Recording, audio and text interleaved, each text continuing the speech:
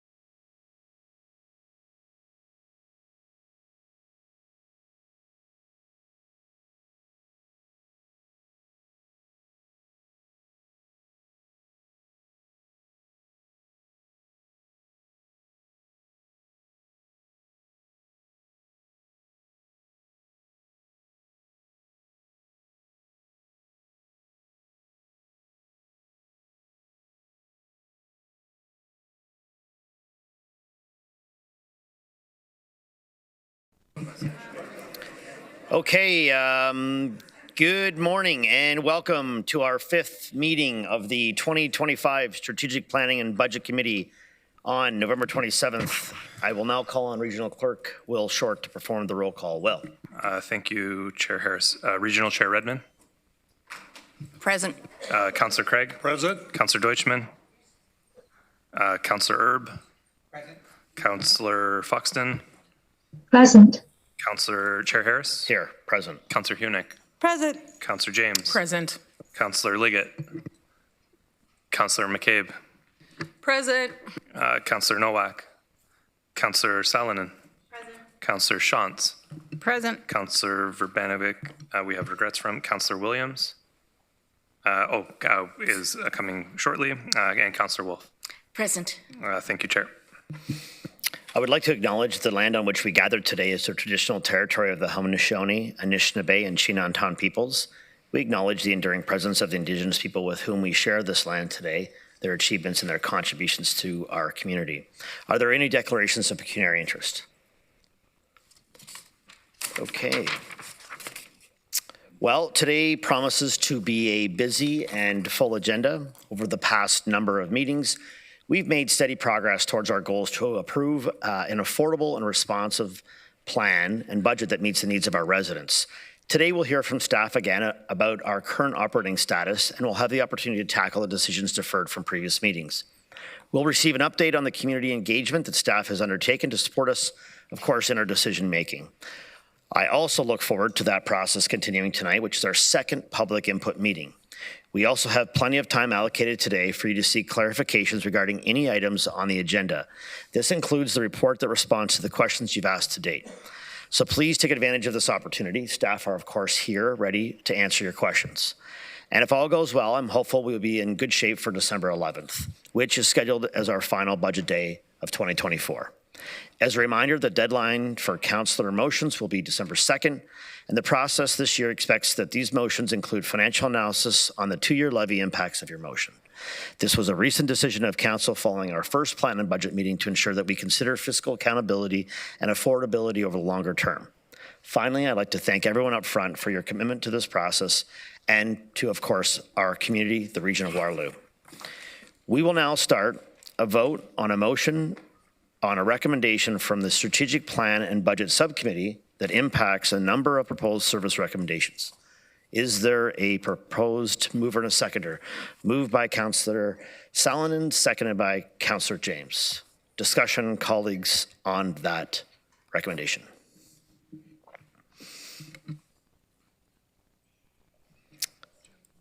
Councillor Erb. Thank you, Mr. Chair. And thanks to the Budget Subcommittee for bringing these forward to try and help streamline the process. I'd like to speak to items 15 and 16 of item number 4 on that agenda, and wondering if committee would consider referring number 16 to budget on December the 11th. And it's the number 16 is related to a plan to end chronic homelessness, and there may be an opportunity for some funding from another level of government that might have an impact on that one. And so I'm wondering if before we make a decision, not knowing that there may be some additional funding, if we would consider, if committee would consider moving that to the December the 11th council meeting. Yeah, Councillor Erb, I know maybe you're referring, we're talking about the same agenda, but maybe the items are numbered differently. I would imagine colleagues in our updated, the addenda, merged addenda, you'd be referring to item number 12, the affordable housing resources, and number 13, plan to end chronic homelessness. Is that the two items? You want to just read the items that you're referring to so that we can put the right numbers to it? Because sorry, I wasn't referring, didn't see this merged agenda until now, and I was referring to a printed one that I had delivered to me. So yeah, correct. So what I would be suggesting we refer to the budget on December the 11th would be number 13. Planned and chronic homelessness Yes. prior to, okay. Yeah. And just it, 13? Yeah, Okay. 13. But I'd All right. also like to speak to number 12, if I may. You want to speak to number 12 now? Yes? Go ahead. Okay. Well, I just think it's important, again, for a committee to understand what these three full-time supports would be involved in. And I know Mr. Petitpierre is here if he can provide more additional information.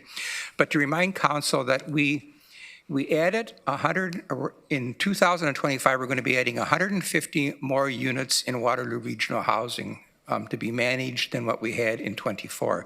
And that includes Kings Court and on Wilson, and then a Better Canada, which we were asked by a volunteer organization that operated this unit for 50 people.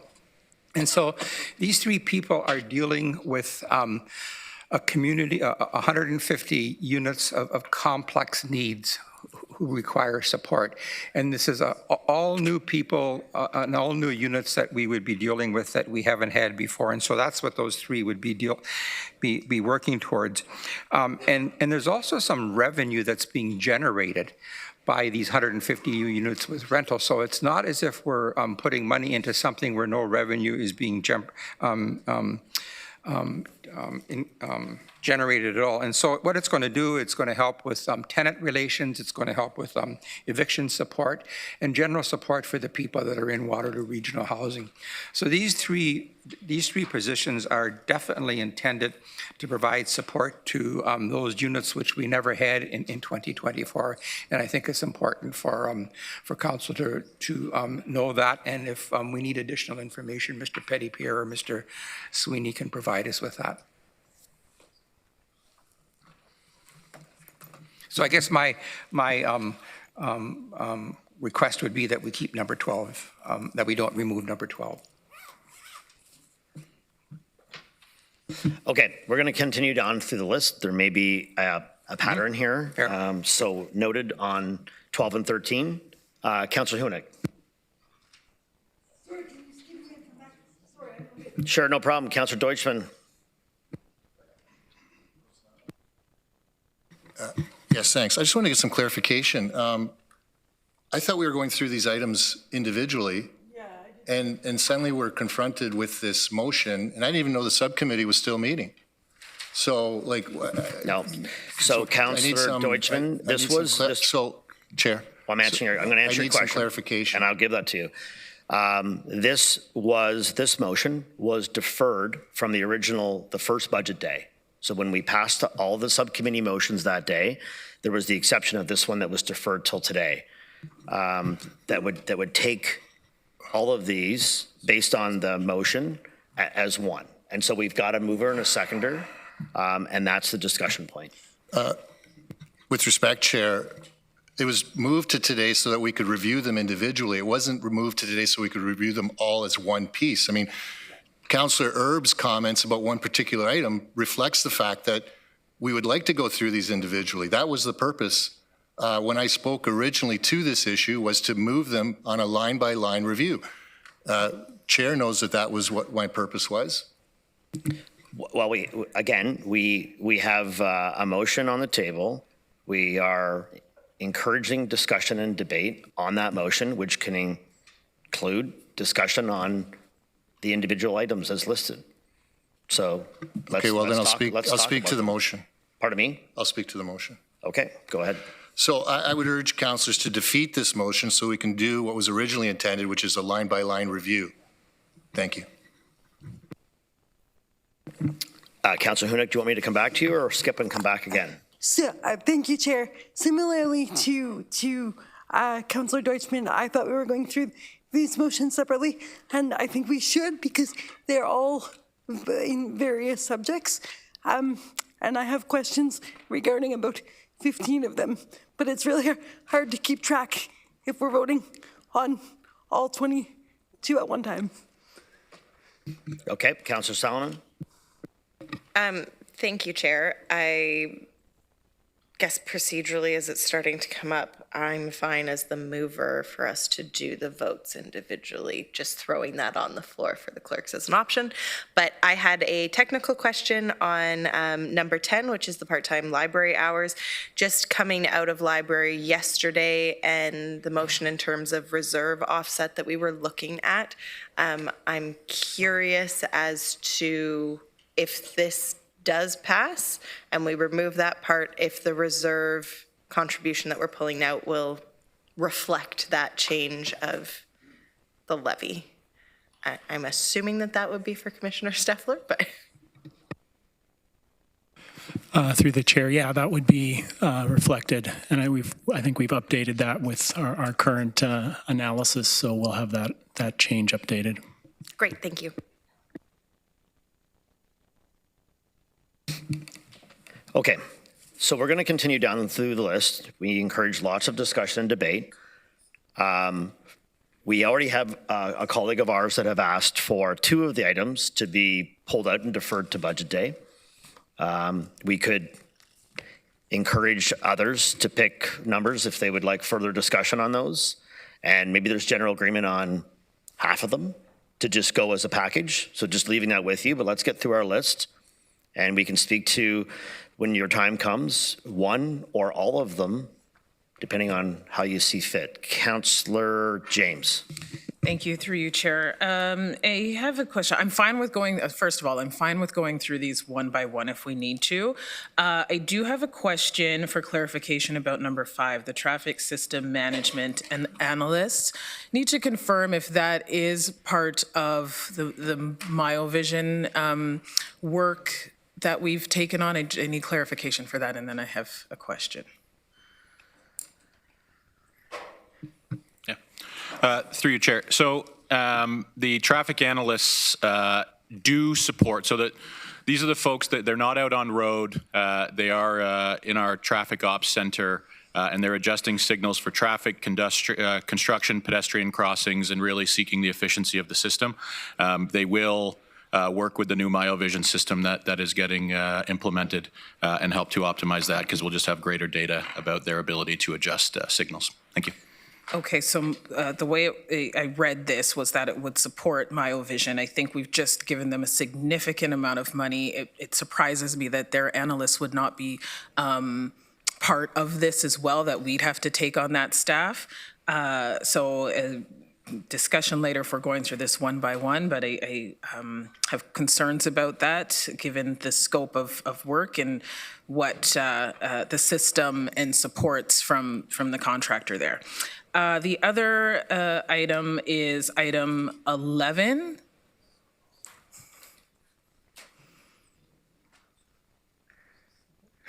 I know, I'm waiting for the chair.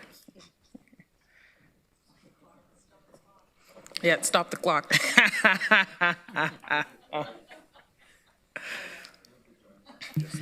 Sorry, Okay, Councillor that's okay. James. No, I know you're navigating. So the other position, I'll probably have more, but I'll cue back in if need to, is the Accessibility AODA Ready Advisor Coordinator, the 1 FTE, to meet the growing accessibility needs. I would hope that we could vote on this individually, because I do not support not approving this, given the significant need to deal with our AODA, as well as all of the work required. And with this role in particular, I think when we're thinking about equity and we're thinking about all of the specific needs and requirements and that are changing within this area, there is a dire need to support accessibility. I just spent some time with Mobility Plus Day the other day, and as I learn as well, there's significant work that needs to be done. It would really create, I think, challenges for us going forward with this. So I would request that if you do this in a lump sum, that this one be voted on individually, because it's absolutely required for a region that's growing and the needs are changing, and we know that there is clear work that needs to be done for this region. Okay, I've made that note. Councillor McCabe. Thank you, through you, Chair. I have to admit, I'm I'm kind of confused about the process that's happening here, because I thought when we discussed this a couple of weeks ago that we were going to come to today, and I remember asking to say like we really need a full picture, I think, of the entire budget process and ideas that maybe councillors have. Like, I've got a number of questions around ways that I want to ask staff about ways to potentially bring down this rate that I would like answers to before I look at starting to cut potential staff positions. And I mean, we were already hearing people are starting to argue about keeping this position, keeping that position, and I don't dispute.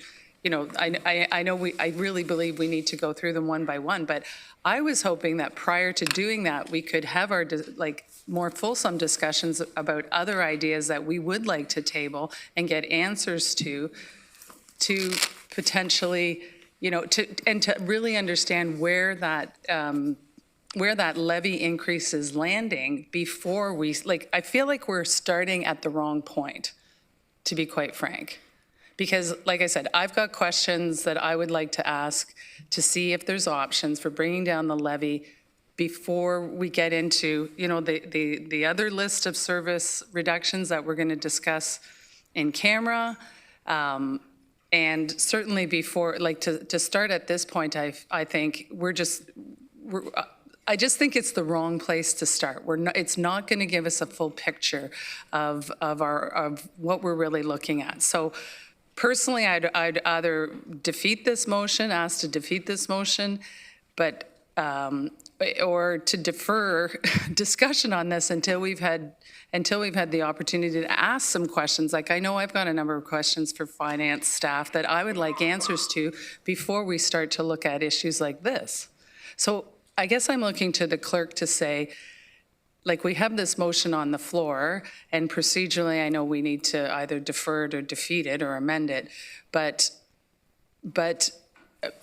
sorry, and the other thing I had asked for a couple of weeks ago was, could we have a chart that we can look at as we make decisions that shows in real time where the budget levy is, how the levy is changing? I just feel like we're going to be making decisions kind of with guesswork unless we have all that information in front of us. So I guess I'm asking if we can change the process here. Okay, well, I know Mathieu wants to respond to your question. We do have a motion on the floor as it relates to service expansions. We've noted already, some of our colleagues have asked for specific items to be removed from the package. But I think we want to continue down that list to see where everyone stands on things, and go from there. But Mathieu? Sorry, just before you respond, Mathieu, I've got questions about staff gapping and how we do that, interest that we earn on reserves, if there's a way to make adjustments to that. I know I'd asked previously about the suggestion that you had raised, the new commissioner had raised about, amortizing some of our costs over a longer time frame. I really think we need to have those kind of answers before we start on this. So I want to support staff and I want to support the direction we're going, but I'm just kind of disappointed that this is how that these are the options that were brought to us. And this is the way this process is starting today. So I would just note, and I know Mathieu wants to chime in, but these are the service expansions, focusing on just the expansions, on whether council agrees to adopt the expansions, because there's still lots of work to do on the other piece of it that I think. I understand that, but making decisions about service expansions before we know if there's other ways to reduce the budget that may allow us to say, yes, we can still bring in some of these housing staff that Councillor Erb just referenced, so that we can really see how we can balance the whole picture. Yeah, fair. Through you, Chair, just not a response but a clarification, because you mentioned service cuts. So these are all expansions, and there are no staff cuts, so these are all all of the FTEs that are noted sorry, in with that list respect, are new what I'm staff. talking about are some of the things that were proposed that we'll be discussing in camera. too, right? Like, again, I really believe we need the full picture before we start, before we start taking things apart. Okay. So, Councilor McCabe, we hear your feedback and comments. If you're going to allow me to carry on. Okay, but my question, but part of what I'm concerned about is if we go ahead and we vote to just defeat this, or should I vote to like amend it, or should I amend it? Like, I don't really know what the best way to proceed is here. So, and I'm sorry, Mathieu, I cut you off. You probably had more that you wanted to say. No, that was just to try to help with some clarification on the context. Say these constitute about half of the service expansions that were deferred to today. The other half, those that kind of have offsetting costs are coming at a later point in the agenda. So these are all FTE expansions. Again, just for clarification, we're not talking about any staff reductions through any of these line items, and then the reduction piece will come in closed. No, and I get your point, Councilor McCabe, because you're saying, okay, well, these are expansions, but as of right now, I'm going to have to maybe vote to not approve them. But if there are other means to look for savings, then I may include some of them. I hear you on that. Exactly. However, and then we can't come back to it because that would require a 2/3 notice of motion. No. To bring them back in, would it not? Not the way that. If Maybe we Will vote wants to to speak. remove these I'll let Will things speak to from the that quickly, budget. and then I know Wayne's got a comment just on some of your other questions as it relates to tracking and the reports and so forth. So, Will? Yeah, so the general principle of this motion that's before council right now is to determine whether or not you want these service expansions to show up on final budget day or to be removed. But if one of these, for example, was taken out and dealt with separately, it wouldn't be considered a motion to reconsider to bring that back on final budget day, because the way that the motion is drafted wouldn't prevent a councillor from bringing this on final budget day as a expansion to the final budget number.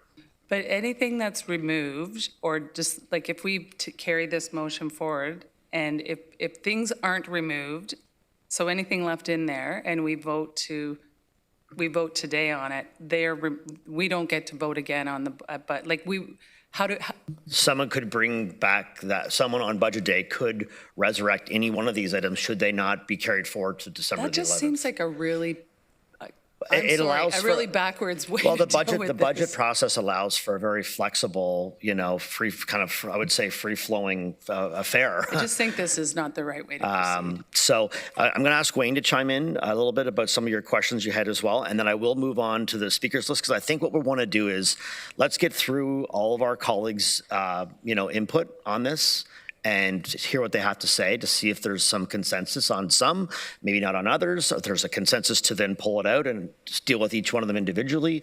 Let's get through everyone, and that's probably the more equitable thing to do. So, Wayne, if you want to chime in.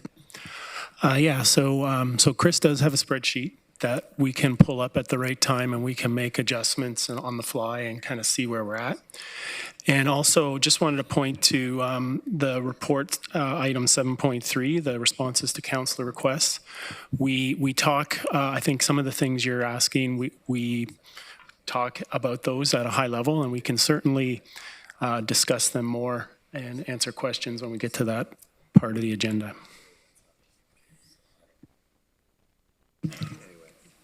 Yeah, Councillor Wolf. Through you, Mr. Chair. First of all, I support Councillor Erb's ask for, I guess it's 12 and 13. I agree that we need to go through these one by one, and I do think we need to make some decisions before December 11th. So it's just going to be unmanageable if we're down there. I'm looking at 1, 2, 3, and 4, and if my math is correct, that would be 51 full-time equivalents approximately. And if we pass this, that's 0. I know we can't afford 51, but I would like some to hear from Commissioner Spooner maybe what would be a minimum that, because I know in Cambridge, we would like to improve our transit system. You know, you've heard me say time and time and again, we don't have LRT, we don't have a night bus. We are lacking in our transportation, and I'm assuming this goes to expanding our transportation system. So I would just like a little more information there before I say, forget the 51 people. But I can also defeat the motion and then discuss it one by one. Yeah, so let's go through everyone's perspective on the main motion, and then we can get then into the details and ask some more substantive questions on the specifics. If you don't mind, Councillor Wolf, I'll go to Chair Redmond. Thank you, Chair Harris. I want to say I think this is a really important discussion to have, and I want to thank my colleagues, Salonen and James, for putting this before us. Colleagues, these are tough decisions. These are tough discussions, and I really agree with Councillor Wolf. I would support taking them each individually and voting on them rather than defeating it. We have had 2 budget days that have ended early. 2 budget days when we have made no decisions. We cannot keep putting off these difficult discussions. So I would support, and I think some colleagues were under the impression that we would take these line by line. I would be good with doing that rather than defeating it or deferring it, because to me, we are just putting off these difficult conversations. And I think both Will and Chair Harris have given us the clarity we need that nothing's final to budget day. But we have to start shaping what the decision-making looks like. And again, I want to give kudos to everybody that was on the budget subcommittee who went through this and came up with what could be a structure for decision-making going forward. So I think it's really important that we deal with this now and deal with it line by line rather than defeat it or defer it, because to me, we just keep putting off these difficult discussions.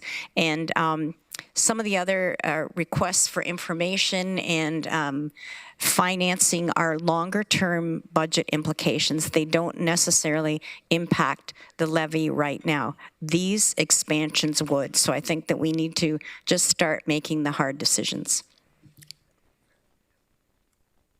Okay, thanks you, Chair Redmond. What I'm gonna do is I'm gonna go through the balance of the list of the speakers who have yet to speak on this matter. I believe then we're coming to likely, consensus on the fact that we will need to deal with these individually.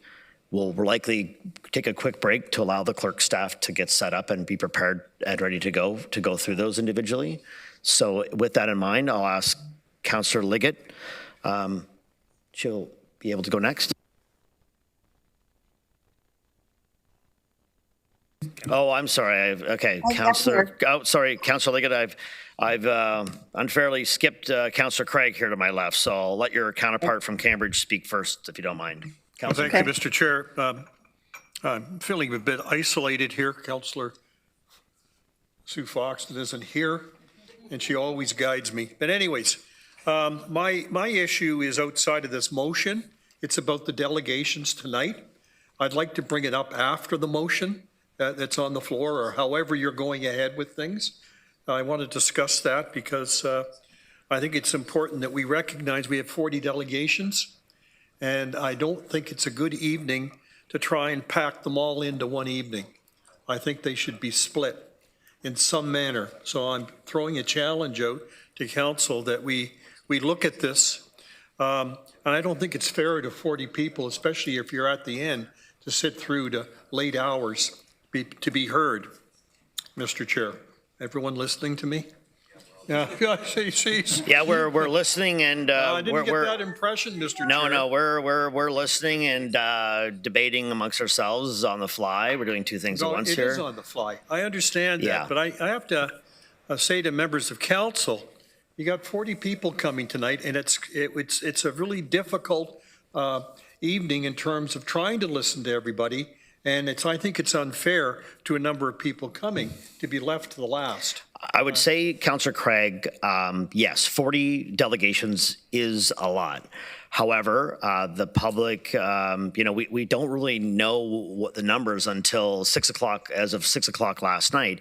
The public have made plans to come tonight to delegate. So they also know that as they submit their delegation requests, they'll fall into line based on how late that they've submitted. And so I feel for you and for the others coming tonight that it could get fairly lengthy, but at the same time, I think what we're going to do is likely have a quick chance to chat with as a group when we go into closed on this, because there may be a requirement to have a further public input meeting already. And if there's an opportunity that we could potentially move the latter half to that opportunity, then let's have that discussion. I hear you. However, at the same time, we've posted it. The public is aware of it. They've made plans to delegate tonight. And, if we were to change that schedule on them, could then they make the next meeting or not? Yeah. So fair enough, Mr. Chair. And I'll accept your direction. But may I ask clerks to look at this in the future in terms of the number of delegations? And if, in fact, it's like 11 o'clock meeting where we have to agree to go ahead. And maybe there could be a point where we have too many delegations on any issue, we can split it in some way.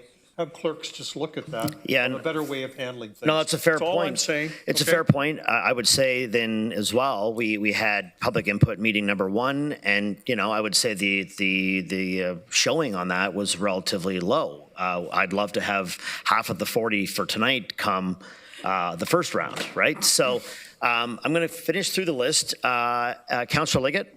Well, I'm finished. Thank you. Thank you, Mr. Chair. I wanted to discuss item number 3 separately from the rest. So if we're going to go one by one, defeat this motion, whatever it is we're going to do, because I'm looking at this and we just got the pit count, which increased 100% yesterday. I believe, and Mr. Regier can correct me if I'm wrong, but is this not the contracted services to handle the number of encampment problems that we've already been having, that we contracted for? And this contract ends, I believe, December 31st. So is that the one that I'm looking at here? Because if we were already in trouble and we hired contract people and we've increased 100%, what are we doing not continue putting this back in the budget? Yep. Okay. Comment. We've heard you loud and clear on that. I believe you're referring to number 15. No, number 3. That's licensing and enforcement services bylaw officers extend temporary support for encampments. Is that the one? Okay. So if you want to head to the updated merged agenda, you'll see the new ordering of those expansion requests. Okay. So hear you loud and clear on that, Councillor Liggett. We're going to go to Councillor Shantz and then finish with Councillor Hunick, and we'll wrap it up and then move on to the next thing here. So Councillor Shantz. Thank you. This is a little different than how I went through it on the weekend, so I'm trying to process how I was thinking on the weekend to today. I have some questions that are sort of overall related to structure and how things are presented. I don't know if this is an appropriate time to ask that because they're scattered throughout all the different areas that are listed here. So I'll leave that to you whether I ask it now or later. The other thing is, so I understand what you're trying to do here to get a sort of a quick set aside things. If we're doing them one by one, I think that's fine. Will we be able to also discuss the context in which they are part of this whole process? So for example, transit is part of a larger program to look at transportation. So when we get to that, there may be other pieces that would show up later. Can we look at each one in it where it belongs, in the entirety of where it belongs? Okay, and Councillor Foxton, I haven't missed you. The list is lengthy and my computer cut you off, but I've got you. So Councillor Hunick and then Councillor Foxton. Thank you, Chair. I think part of the confusion around which motions and are we voting on them separately or together is partly due to the fact that it wasn't listed in the agenda as consent. And so if that were the case, I would have prepared my notes differently, but I'm really glad that we're gonna vote on each of them separately. I think that's the due diligence. My question is for Commissioner Konopka. Speaking generally about the number of staff that we might hire in the new budget, is there a way that we could give preference to qualified employees who A, reside in our region, and then, because I think keeping the money within our region has value, and B, is there a way that we could give preference to qualified applicants coming from marginalized group when it comes to hiring? Yeah, Councillor Hunak, I appreciate the question. Sorry, Commissioner. I think we're headed in a direction that we all, I think, are headed in. So if you don't mind, Councillor Hunak, I'm gonna allow that question to come in once we start breaking things out. So Councillor Foxon, just kind of on the main motion that was presented in the direction kind of where you want to head. Is that not okay? I thought a vote. Let's have the vote. Okay, colleagues, we're going to take a quick break here to allow clerk staff to get ready to have us look at each of the service expansion requests separately. There's 21 of them. I encourage you all to head over to eScribe where you can access the newest agenda, the merged agenda, where you've got the numbers. And I think what we'll do is when we go to speak to them, we'll just list, instead of just listing a number, we'll just list exactly, okay, transit core network improvements, and then speak to it, just so that everyone understands, in case you're referring to a wrong number, where we're at. So a quick little break here to allow clerk staff to get ready. And then what we'll do is, I think we're just going to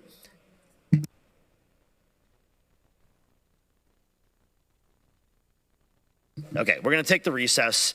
I know we've got a motion with it seconded on the floor. However, we'll deal with that after the break, and we'll get ready to go and deal with these individually. I think that's the general consensus of council, so let's head in that direction.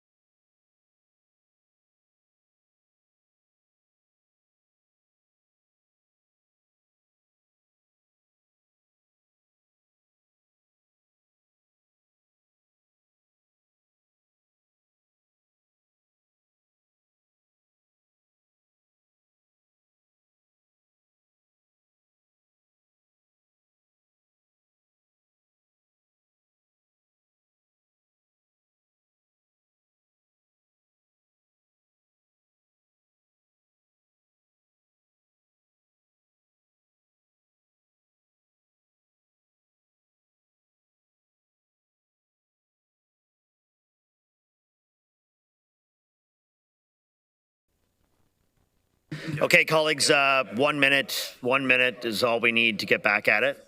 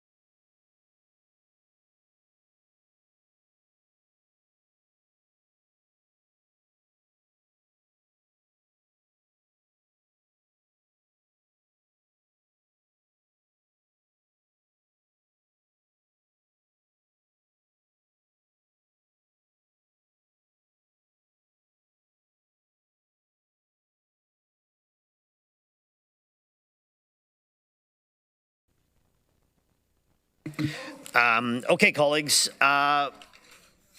So throughout the first round, we heard from some of our colleagues, one in particular about the moving into close. So I guess I would say I'm going to ask all of you if there's an interest to head into closed first to deal with the issues that we've got before us that is listed on your agenda as the closed strategic planning and budget committee, the reasons why we would go to close first, and then come back and deal with the 21 service expansions that we have before us. Perhaps a show of hands quickly on those that would prefer to do that first.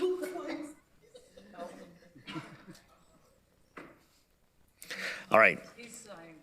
So I think we're going to ask for a motion to go into closed. So I'm going to ask for a mover and a seconder to go into closed session. So Chantel, Councillor Hunick moved it, seconded by Councillor Deutschman. So I'd ask you to use your yes or no button in eScribe to vote on going into closed for the purposes of considering the following subject matters: labor relations or employee negotiations, personal matters about an identifiable individual, labor relations or employee negotiations.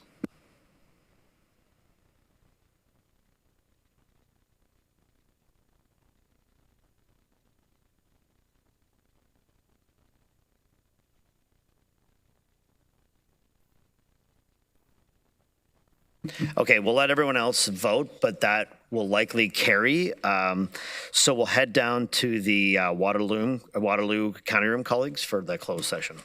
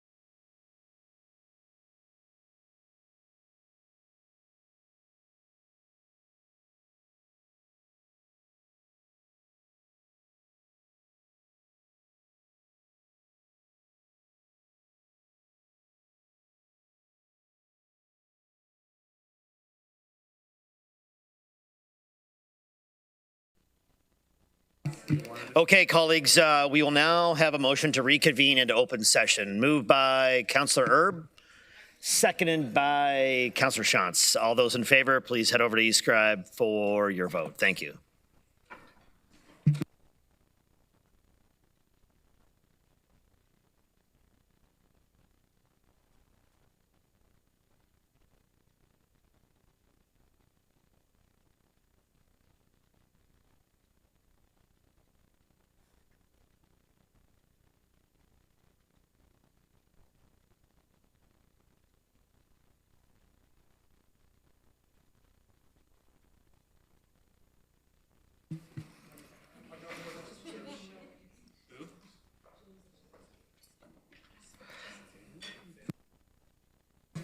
Okay, I think that looks good. We'll carry that one. We are going to put up a motion out of our closed session. I'll let folks read that. Maybe I'll read it. That the regional clerk be directed to forward the motion to open session. That staff be directed to include the service reduction options to achieve the 2025 budget guideline in the proposed 2025 budget, and that staff be directed to contact impacted staff and community partners. And that staff be directed to publish the service reduction options to achieve the 2025 budget guidelines after contacting impacted staff and community partners, but no later than 4:30. I can't see that far. Chair, question for clarification. 4:30 p.m. on Friday, November 29th, 2024, and that a strategic plan and budget committee public input meeting be scheduled for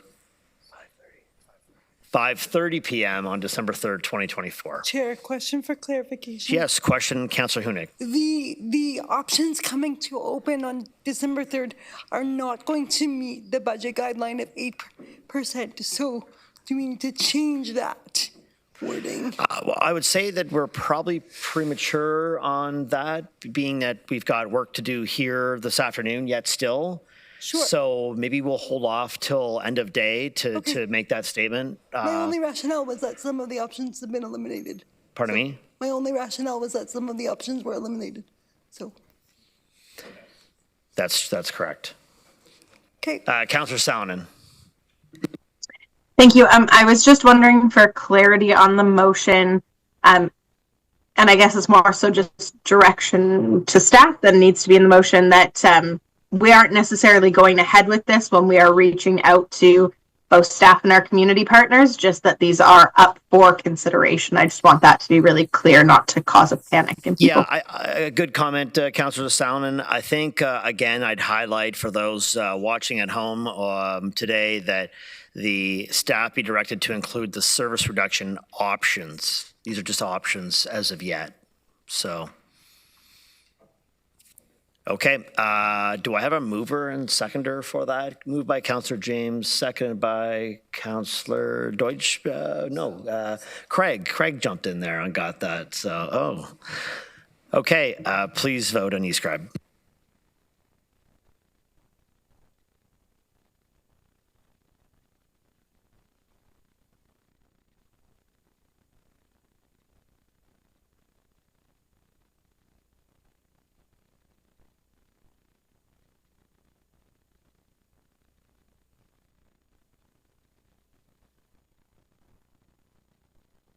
Okay, colleagues, that is carried. We are going to go back to the basically the deferred motions. Now, this is where we've got 21 items. 21 items, and again, I'd refer you to grab the most updated agenda on your eScribe so that when we refer to numbers, although we'll try to actually read out the actual position. So these are items that will generate net revenue or offset future costs within 5 years unless they have no impact on the levy. And so we are going to go through each one individually. We'll move it as quick a pace as we can, allowing everyone to have input on each one. Clerk staff will put up, basically a motion, and so it will be, you will vote in favor of moving it to budget day. So maybe I'll ask our studious clerk, Will Short, to just remind folks on how we're voting and what we're voting on and what the result of that vote will mean for final budget day. Yeah, thank you, Chair. So a vote in the affirmative would mean that you are asking for that service expansion to be sent to final budget day. A vote in the negative would mean that you are asking for that service expansion not to be sent to final budget day on December 11th. Pardon me? If we vote in the non-affirmative, it dies today. It would not be sent to final budget day. Correct. Okay, thanks. Everybody good? Yep. Okay, thank you. Okay, colleagues, we'll go to the first one, transit core network improvements, 16 FTEs, respond to growth and reduce system overloads. Any questions? Councillor Deutsch, sorry, we are going to need to now go back. I know that we've got used to the below, but we will go back to the e-scribe so I don't miss anyone. So I believe I saw Councillor Deutschman's hand first, over to Councillor Wolf, barring any changes on e-scribe. Councillor Deutschman. Thank you. So I just wanted some clarification on the first one then. So if it goes forward to budget day, we would have the option to somehow work some variation of the 16 FTEs, for example, if you wanted some but not all instead of 16 or nothing? So yes, if we were to approve this, 16 would go forward to budget day. And then on budget day, it could be amended to 10 or to 8 or to 6. I just want to clarify too, then if we vote no to this, then it's not happening at all. Is that correct? It would not be sent as a service expansion on final budget day. Not a service, okay, so this is in the positive, so to speak, or the negative, how you look at it. But I mean, yeah, it's like an expansion, yes. And just to clarify, someone could still bring it on final budget day on their own. So, but could it be amended today or amended on December 11th? Correct. Okay.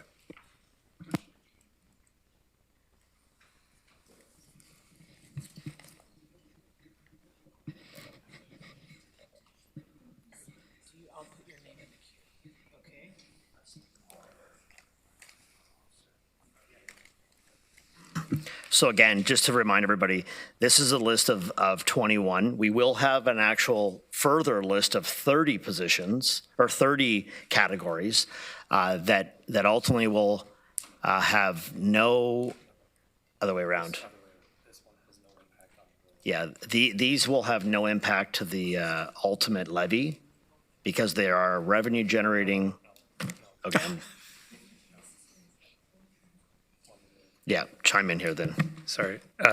Sorry. The 21 that we're about to do right now would have impacted the net tax levy. The ones later on, I think there's a 30, is it? The other ones, yeah. These ones do not, yeah. Okay, so we're good.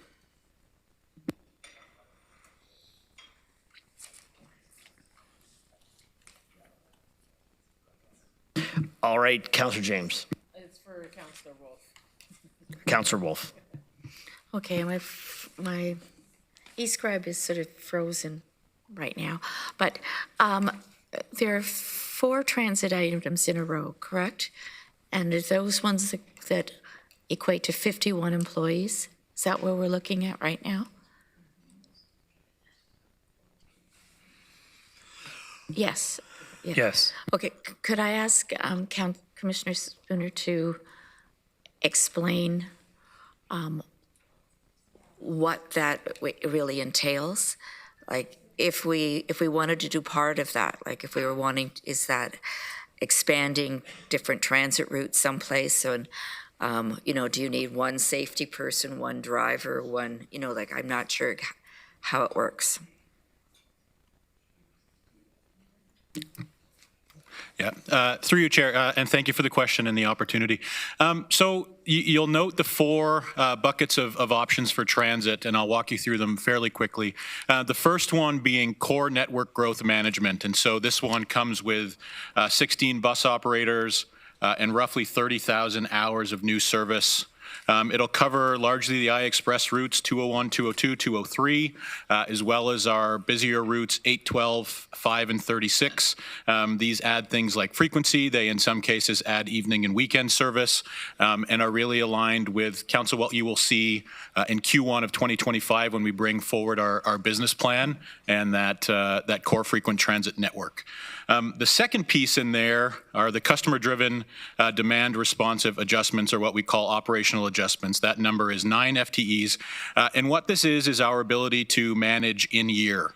So there's 15,000 hours there. Council, we used these in two different ways this year. The first was due to the increase in ridership last year. In April, we actually added running time to every route in our network. And so, as you'll know, we measure on-time performance, and that's something very important for our customers. Our on-time performance, arrival within 3 minutes of schedule, had dropped below 70% into the low 60s. We made those adjustments in April, and we're able to bring it back up to 75%. So the real quality of that. The second one was the weight restriction on Freeport Bridge. We were able to put in some adjustments and use some of those hours in year there to address. The third bucket is Mobility Plus. Seeking 3,500 hours of additional service as long as 2 additional drivers. So that will help us match the hours of service, but also add capacity to Mobility Plus, which is experiencing ongoing ridership growth, similar to the conventional side. And then the fourth one is about the staffing needs. And so it is labeled as transit services support staff. Within there are bus mechanics that make sure we meet our commercial vehicle operators license requirement. There are folks in bus operations, supervisory. There are some customer service folks, as we've added last year over 4 million new riders into the network, making sure that we're keeping up on our commitment to our customers. And then there's a few other positions in there, data analytics, finance and admin, payroll, and technology that are all listed in the budget book. So I would say some of those are absolute requirements. If we add service hours, we have to add bus technicians. Some other ones are really focused on just an organization that's growing and looking to maintain its level of service. Thank you. Councillor Salonen? I think that's a lingering hand on East Red. Councillor Hunick? Thank you, Chair. I would like to speak in response to the Mobility Plus expansion and just remind people that this is in response to an equity-seeking group that is continuously experiencing barriers to transit and other regional services. Further, there is a neighboring municipality that has a 0 undelivered trips rate, and I would like to get us to that point as well. Currently, Waterloo Region sits at a 1.5% undelivered trips rate, and that's not including all of the stats. So the 3,500 extra service hours will go to good use. Commissioner Spitter, could you speak to the importance of the comms person? I don't know if that's in the right motion that we're currently sitting in, but it is GRT. Yeah, we are going down the list. Okay, sorry. You know, we're at 1 right now. I know we kind of packaged the 4 of them. I will defer my question. No, fair enough, Councillor Hunick. I'd like to focus on 1 so we can deal with it, vote, move on to 2. Does that make sense? Yep, what is number 1? Number 1 is the transit core network improvements, 16 FTEs. Perfect. So, Councillor Deutschman. Thanks. So I just wanted to, thanks, Chair Harris. I just wanted to get some clarification. Are these 16 in response to our expansion of services? And if we don't approve these 16, we can't expand the service then? Yeah, through you, Chair. Great question. So when we put forward the service hours for core network growth, which again is about 36,000 new hours of service, those are the bus operators associated with operating that service. So yes, if you said run less service, I would say I will need fewer FTEs. So, and again, did we, as a council, say this is the level of service we want, and you're responding with the number of drivers, or how, which is chicken and egg, right? So. Yeah, through you, Chair. So we haven't presented our 25 to 30 business plan. As I mentioned, that's coming in Q1. So these are really responding to areas of the network that my team has identified that are experiencing crowding, that are, it's really overloads and where we need frequency and additional service in the network. If I could, Chair, unless someone's on the list, because I'm in the.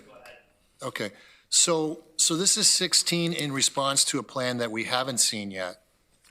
And that's what it sounds like, but clarify that for me. And then also too, then you got a September 1 start date for that. That's about as far back as you could push it, I guess.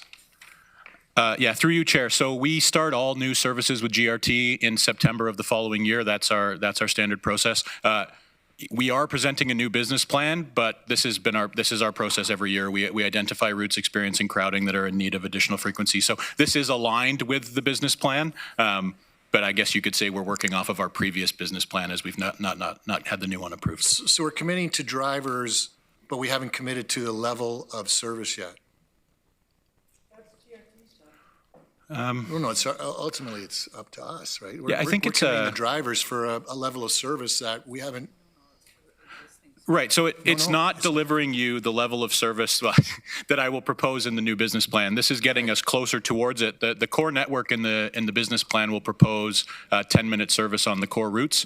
This moves a number of them closer, but in some cases it's getting us to 15 minutes or otherwise. So it's advancing towards a level of service, but it's hiring people for a level of service we haven't firmed up yet. Like you're saying, hire the 16, and you're going to come back to us in 2025 with a plan for the frequencies? That's what I'm trying to understand. Just maybe through the chair, if I can help, because I think in the draft budget book, there were some indications of the types of service that would be expanded. So going there, it's introduction of late evening service on weekends, matching 302 Ion bus to 301 Ion LRT service, all day, every day, all year. So these are the service levels that would be that's the level proposed with these 16 FTE. Yeah, and that's the problem for me today, is because I've got one screen, so I am looking at the preliminary budget book, but then you got to jump out of it to get into eScribe. So I'm seeing what you're saying, but this hasn't been committed yet or anything yet. These levels of service. Okay. That's what I'm trying to understand. Through you, Chair. Yeah, so every year we advance a transit service plan to council, regardless of what we have in our overall business plan. So this is the proposed transit service plan for this year. So agree, we're out of step with the new plan, but we're working off of the old plan. So why don't we wait to hire once we confirm what the plan will be in terms of service level? Well, that's the option you have before you today, Councillor Deutschman. I am going to, if you want to answer that, Mr. Spooner. Yeah, I just would like to know the answer to that. Yeah, through you, Chair. I think the risk of doing that, if we deferred the service expansion, is come September of next year, we will have crowding on these routes. We can predict that now in terms of network growth. So this is really responding to the places in the network where my team believes we need additional service. Councillor James. Thank you, through you, Chair Harris. Just kind of picking up on what you were saying, Commissioner Spooner.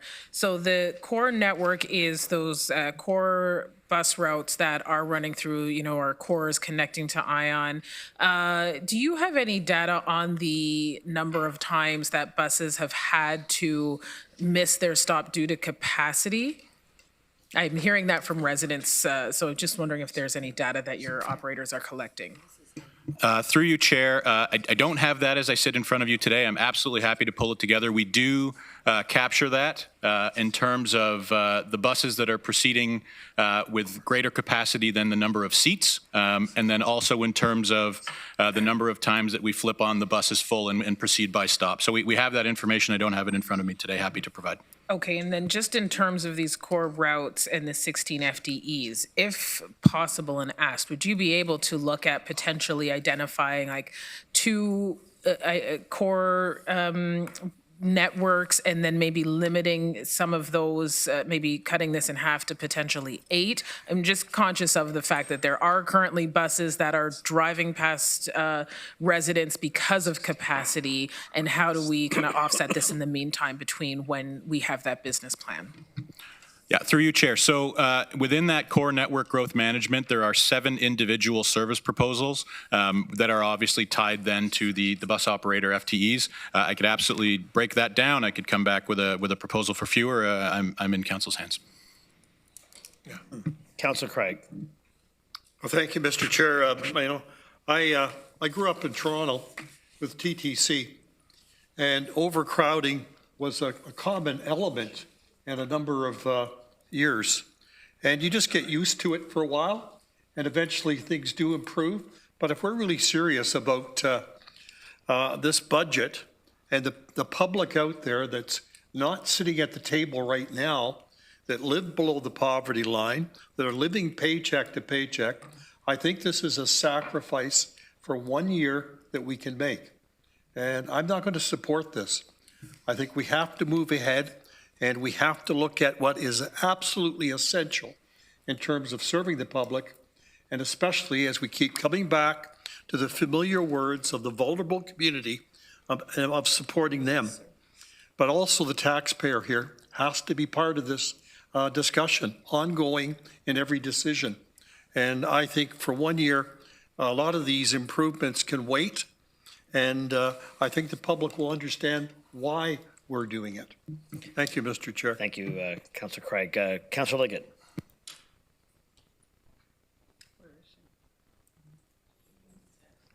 While we wait, maybe we'll go to Councillor Erb and we'll come back to Councillor Liggett. No, I'm here. I'm just trying to get my buttons up here. Sorry, I was looking at the other screen. Hang on, let me get my camera on here for you. Oops, keeps trying to go off. Hang on. Well, I can speak without it. It keeps going on and off. I'm kind of curious with what Mr. Spooner said, how their plan starts in September, and yet we're working on this now. Is there a way to potentially align what we're doing when we make these decisions with the timing of when those service changes happen? So it's like we're not a year behind? Through you, Chair. So the reason that we add service in September is it's generally our busiest months when we see an increase in ridership. We see a dip through the summer, and it's generally a time when it's easy to communicate those changes. So the reason for going in September and not, April or June, which are our other opportunities, is that. It's actually the reason, Councillor, that we've put forward the operational adjustment hours, which will be the number 2 item that we look at, is because when my team puts this plan together, we actually put it together in August of this year. We don't have an ability to predict what the network will need the following September. And so we put forward the core network growth, which is where we can predict and we know. And we also put forward the operational adjustments, which gives us the ability to react in year. So that's how we're trying to manage that challenge. Okay, thanks. Councillor Erb. I'm trying to imagine that the timing of this is similar to often late in the year. We issue tenders for vehicles that we're going to be purchasing later on in the following fiscal year, and we give that pre-approval to it. So it feels a bit to me like that's what we're doing. But just back to, I think if we don't do this, it's the most vulnerable in our community that will be affected. It will be those that who have cars if the expansion doesn't go. So those that don't have cars, they require access to public transportation to get to their employment. Councillor McCabe. Thank you, Chair, through you. And just picking up on Councillor Erb's point, which is basically similar to what I was going to say. This is, just to be clear, this is a service expansion to manage existing pressures. And yes, we're going through the business planning process, and we'll find out from that process what other pressures are and what other requests are. But this is staff. We understand already that there's overcrowded buses, as Councillor James was saying, and in some cases, people aren't getting onto their bus route because because there's such a demand for service. So this to me, because offering this is an important service for people, and often people, as Councillor Erb said, who are some of our most vulnerable, that taking transit isn't a choice, it's a necessity. For me, it's a choice. For lots of people in our community, this is the only way they have to get to business, to get to work, to get to, services they need, et cetera. So I think this makes a lot of sense. This makes a lot of sense despite the pressures that we're facing more broadly from the budget. Councillor Huenick. Thank you, Chair Harris. I'm wondering if my colleagues would be agreeable to, given that we have 22 motions to get through in the next 2.5 hours, is it reasonable to set a time frame for debate of each one so that we make sure that we get there within 2.5 hours? I just don't want to discuss all the first ones and then be stuck. Well, no, you make a great point, Councillor Huenick. I mean, in fact, the 2.5 hours we have to have for the entire agenda, not just the 21 that we've got before us. So, colleagues, we have to find a way to get through them quicker. That is a reality. So, I'll go to our last two speakers. We'll get a vote under the way for the first one. Maybe we go through the next three in relatively similar fashion because we've discussed them as a grouping. So, Councillor Deutschmann. Move on. He's busy. All right, Councillor Huenick, were you done? I mean, I wholeheartedly concur with your point here. So, good. Councillor Deutschmann. Thank you, Chair Harris. Just going through the numbers and stuff. So, is it possible to make an amendment to this today, or do we have to leave that till the 11th? Well, they're actually we have a motion somewhat up there already, right? Because I believe we had discussion with Councillor Salonen and James to bring forward all these as 21. So there is technically a motion before us. So sure. So I'd like to move an amendment to take a compromise position and hire 8, which would be the 2025 property tax impact is $648,000. So. Okay, do we have a seconder for that? Councillor James seconded the amendment. So any discussion on the amendment, colleagues? Councillor Wolf? I agree with the amendment, and I wonder if it should be taken in conjunction with the next few transit ones, as in if we cut that to 8, what could we cut the others to? I hate to interrupt Councillor Wolf, but we did agree this morning, I think, to go through all of them individually. Well, I know, but just in terms of the reduction of it doesn't make sense to maybe have this cut to 8 and then the next one is 9 because there are not going to be that many buses, et cetera. I think you could ask Commissioner Spooner what makes sense. Yep. Okay, good. Well, Councillor Wolf, perhaps I'll come right to you then when we land on 2, 3, because there's a valid point that you're making. So we are on the amendment. I don't have any further discussion, so let's get a vote on the amendment, colleagues. So that the Strategic Planning and Budget Committee add the following service expansions to the 2025 budget: 1, transit core network improvements; 8 FTEs, respond to growth and reduce overall or system overloads.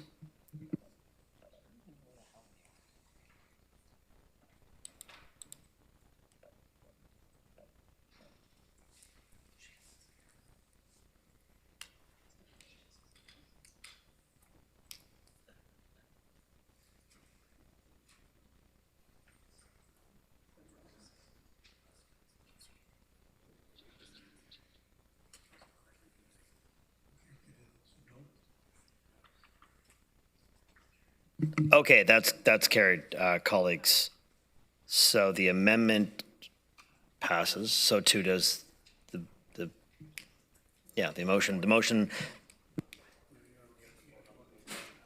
Okay, so now we vote on the amended motion that's before us. So colleagues, please proceed with that.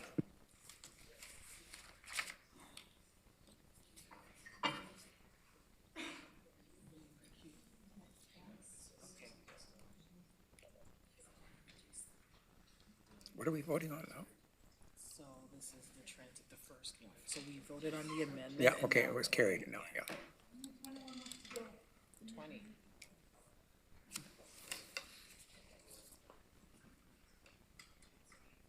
Okay, that appears to be carried, colleagues. We'll move to number 2, transit, customer-driven operational adjustments, and 9 FTEs, effective customer service and transit reliability. I will go back to Councillor Wolf on this one. Councillor Wolf? I would suggest with Commissioner Spooner's help, we reduce that number to what he thinks would be feasible.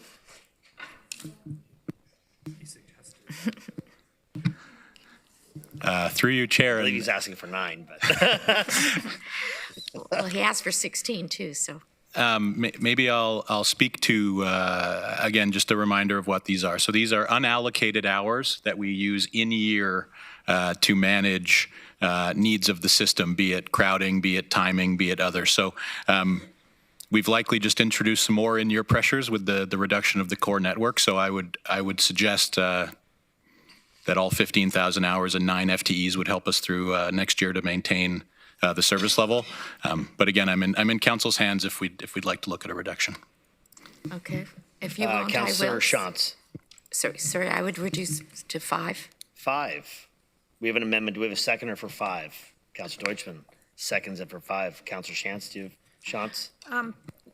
Thank you. No, I corrected myself. I should know better. not on this. I have a general comment to make about transit, but let's deal with this first. Okay, so let's, we have a seconder and Councillor Deutschman. I think we're ready to go. Councillor James, do you want to chime in, or was that just something from before? All right, let's vote. Councillor Deutschman. I have my hand, I Okay, had yeah, my I do finger see- request to speak. I got a bunch of legacy stuff here. So before we go to the vote, colleagues, Councillor Deutschman and then Councillor Liggett. So, Commissioner Spooner, just to clarify, these are people for over and above extra time. Like, this is not, like, we have, currently we have so many drivers to cover off. And so this is an extra over and above what we currently already do. Is that correct? Yes, through you, Chair. So this year we will operate 889,000 hours of transit service. The package that I had put in front of you in its totality had put forward just under 50,000 additional hours, which was responding to we had 4 million new people in the system last year, anticipating another 2 million new people in the system this year, and next year again likely the same. So. Sure, but so you're, based on that 2 million extra estimate, you're trying to anticipate how many extra hours we would need. We still have whatever we have this year, and we're just adding on top of that. And Councillor Wolf's motion is still adding, just not adding the 15 you would like. It's looking at 5, which is sort of a 1/3 increase instead of the full increase. Through you, Chair. So I think if I got Councillor Wolf's motion correct, it was focused on the FTE number, moving that FTE number from 9 to 5, and we'd have to do an equivalent adjustment of the hours from 15 to. I'm not that good at math that quickly. Oh, my apologies. Is this just for my clarification, Mr. Chair? It's customer-driven demand, responsive operational adjustments? Oh, and it's not 15 anymore. Yep, number 2. It was 9 FTEs. Yeah, through you, Chair. So, Councillor Deutschman, we had, based on our numbers coming in, suggested to Council, and I don't believe you were there at that session, that the new September-October numbers were coming in lower than last year's growth, and so we had made that adjustment prior to coming today. Okay, so in my view, then Councillor Wolf's amendment is even more reasonable. Thank you. From 1/3 to, it's like just over half. Councillor Liggett. Thank you, Mr. Chair. So the way we were instructed in the beginning and the way the motion is read, if that 9 changes to 5, then we're only adding 4 to the system because we would be taking 5 out because we would be removing that service expansion. Yeah, actually, no, it would go from, go from originally adding 9 to now adding 5. is the way I the, thought it says remove, the motion says to remove the service expansion Yeah. as listed below. So if we want 5 in, we would have to vote no to the 9, so right? if you look at the motion on, Change it to 4. if you look at the motion on, or the amendment on the floor, it says that the Strategic Planning and Budget Committee add the following service expansion: customer-driven operational adjustments and 5 FTEs. Okay, I'm looking at the original motion, the recommended motion. Yeah, please Okay, so- disregard that. We actually, in order for it to be more clear to people, we've proposed the 21 to be a simple yes if you agree to add, no if you disagree on adding. Okay, I'm fine. I was just looking at the other motion. I think we're all voting the wrong way, the way it was written. Okay, thanks. No problem. We would like to vote on the amendment. Colleagues, over to you, Scribe, for that, to add 5 FTEs. Total 5.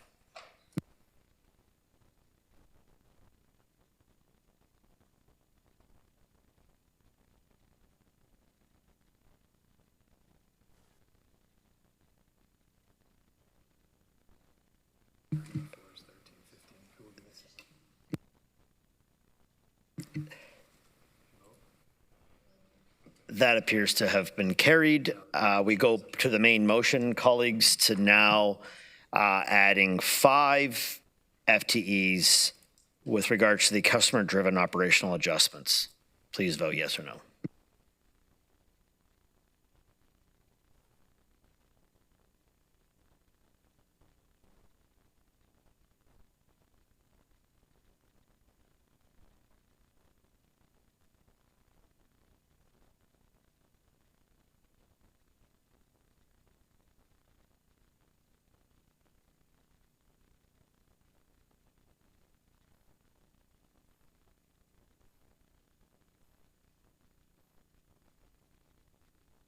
Okay, and that is carried. So colleagues, number 3 on my list, the transit mobility plus capacity and the addition of 2 FTEs to respond to growing demand, including late night service.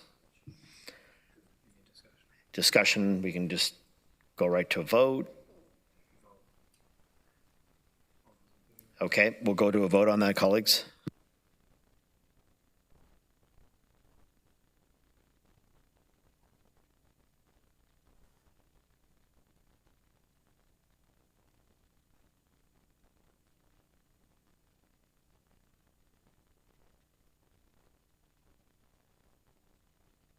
And that is carried, colleagues.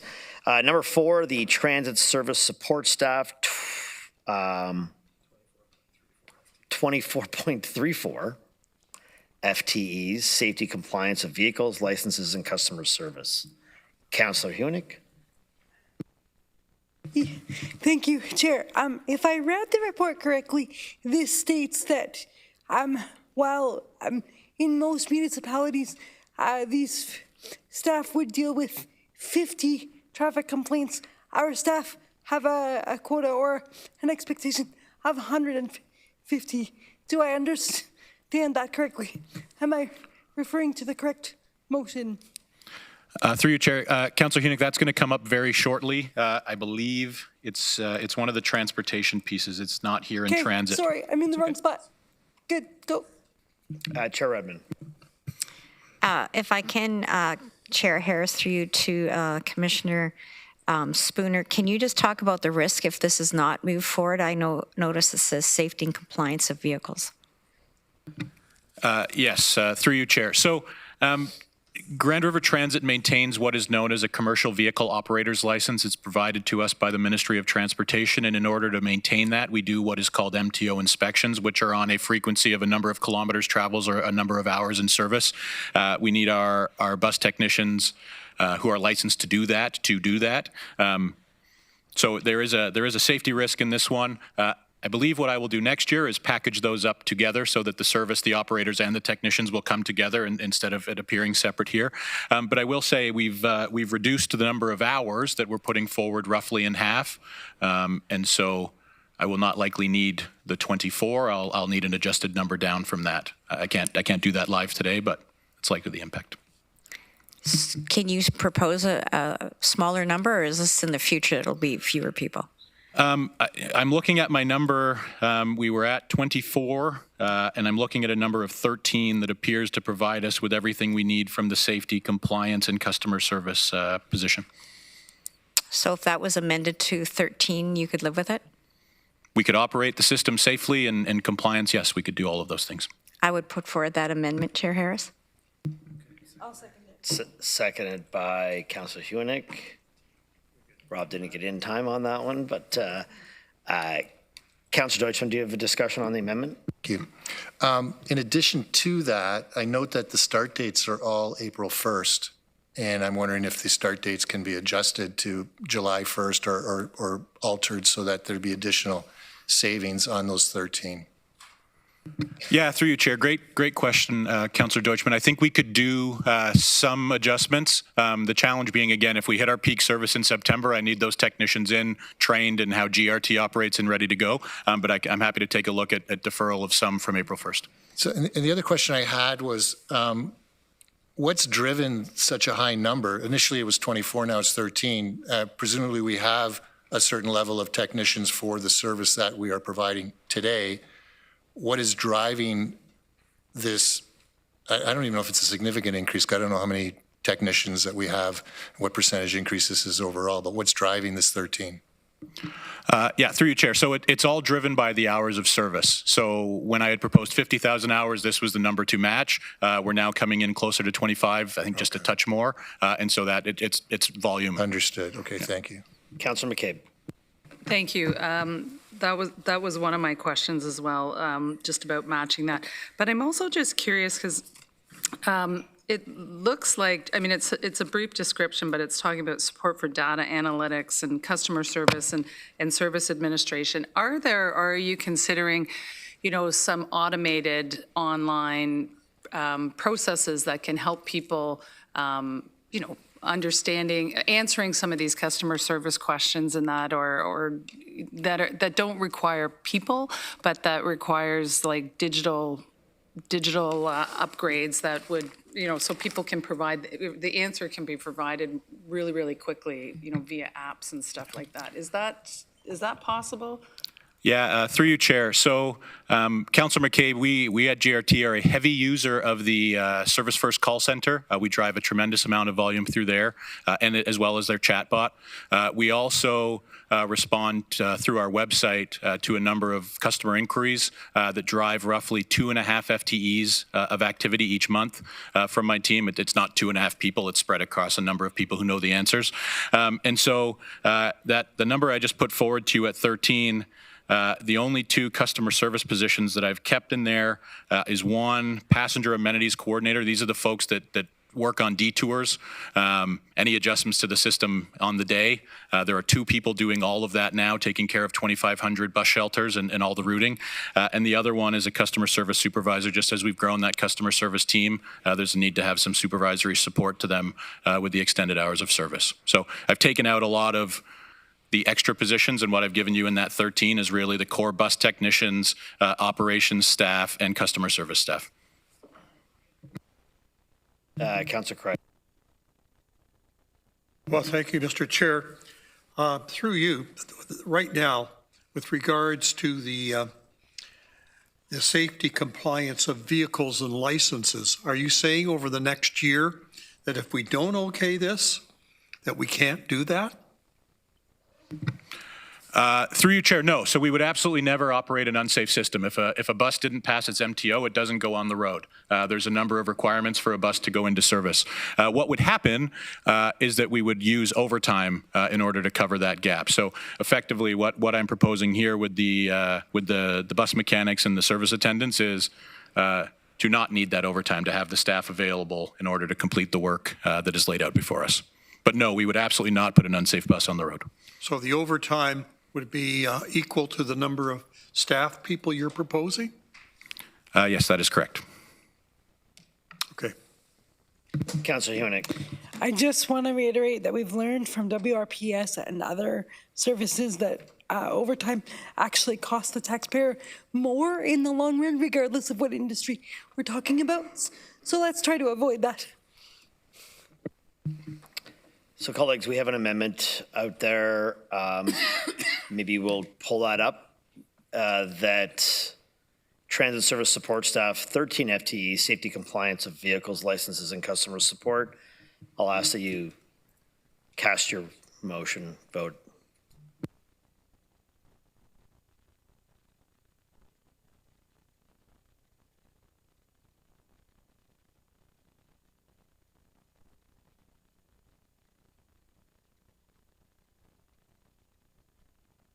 That's carried. Over to the main motion, colleagues.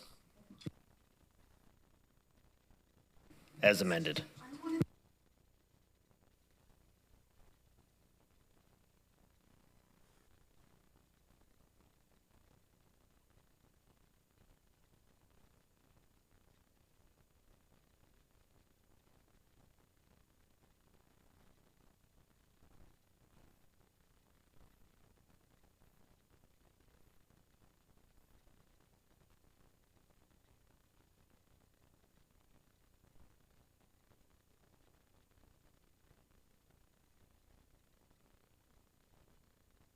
And that's carried, colleagues. Okay, number 5, traffic systems management analysts, traffic efficiency, mobility, and connectivity.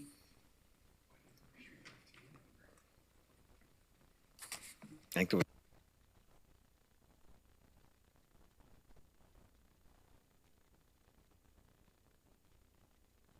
there were 3 FTEs, colleagues. Councillor Deutschmann. Yeah, so just for clarification, there's 3, like there's a 1, 2, 3. These people would all do the same thing? Like, okay, so, and right now they're operating, what we have currently is operating at a ratio of 1 per 105 traffic signals.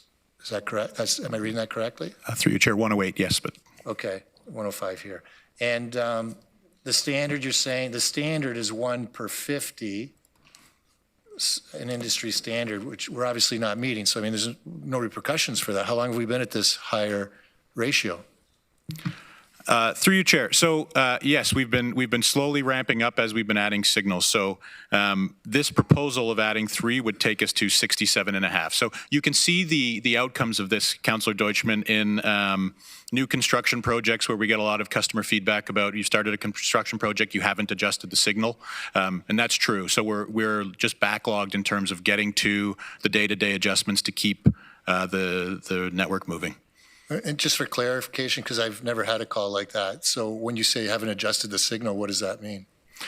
Through you, Chair. So what that means is you'd get a backlog in a section where you wouldn't anticipate it. You'd have customers traveling through a section of our network and suddenly going, why is there a complete backup at this stop? Or why is there a left turn signal into a road that's closed? So if we added 1, what would the ratio be then? Through you, Chair, I'm not that fast with the math, Councillor Deutschmann, but I think you're on to something with the phasing. Yeah, well, I see you have them all starting March 1st. So what do you say by, what do you mean by that I have something in the phasing? What do you mean by that? So we had our prep for this session, and we had the discussion about is 3. This would move us from 5 to 8 total. So, you know, when I say phasing, I mean over a number of years, if that was council's wish. So, and you know the outcomes. The outcomes are we just have a network that's not at full efficiency. Okay, so Chair, I'd like to move that we hire 1 next year and starting July 1st, 2025. Okay, we'll pull that amendment up. Seconded by Councillor Wolf. Discussion, Councillor Shantz. Hey. I mean, Councillor James, go ahead.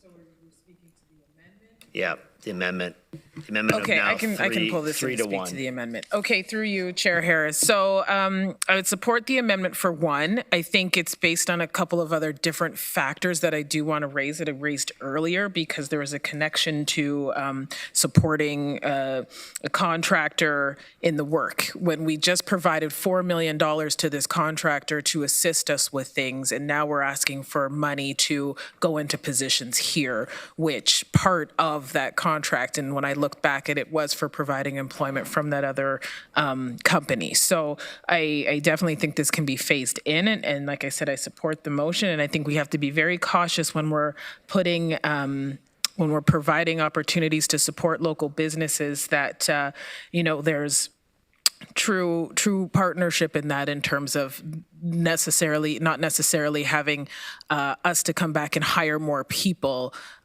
with that. So for the amendment, I would absolutely support one and possibly a phase in, but I think we really need to be mindful of when we're partnering and providing opportunities for local businesses that we're also not putting an extra $335 million on us in the end as well. So that's all. Okay, Councillor Shantz. Thank you.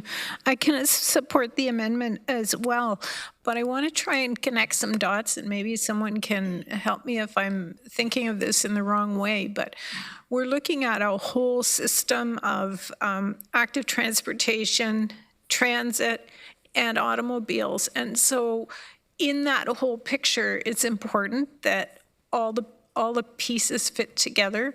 And part of that is our traffic lights. So I do want to make sure, because that keeps the buses flowing, it keeps the cyclists flowing, and it keeps the autos flowing in an organized manner. So I just want us to remember that is an important piece. But I support the amendment. Okay, colleagues, well, let's get that amendment up then, if that's the case, and we'll vote on it.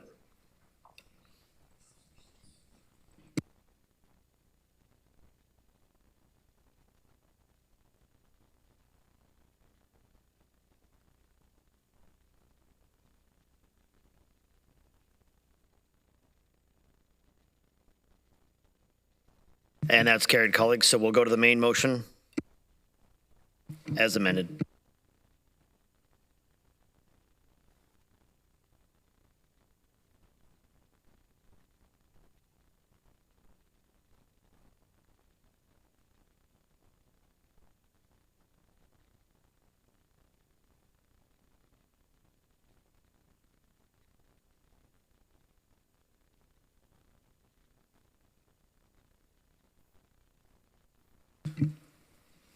Councillor Williams.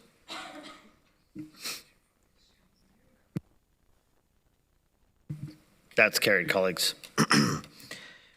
Okay, we've got the road maintainer summer students. 1.3 FTEs, escalating maintenance responsibilities.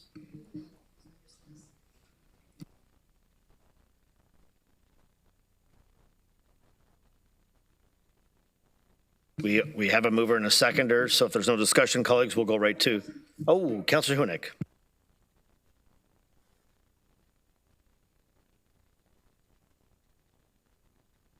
Who does this now? And what's the reason for the increase required? Through you, Chair. Great question. So we manage this with staff and contracts. And so what you're looking at here through the 1.3 FTEs are 4 summer student jobs, I would argue cool student jobs, supporting our road maintenance team. So grass cutting, line painting, filling in potholes, culvert cleaning, and general asset management. So it's a way to bolster our workforce in the summer months when we need it. Okay, thank you. Councillor Liggett. Just verifying that a yes vote here on this is to keep this in and have full complement, right? Because I don't see the motion up there.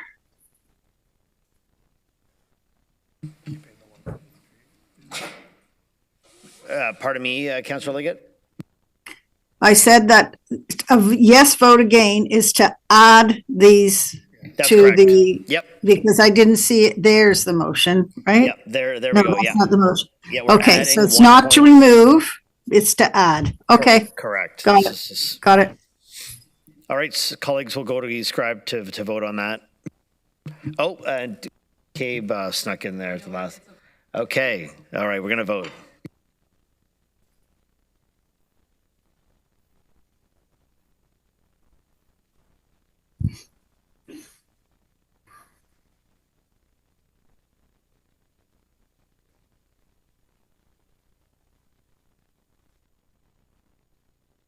That's carried, colleagues. We are on to number 7, Transportation Communication and Resident Feedback Specialist 1 FTE, Improve Communications and Engagement.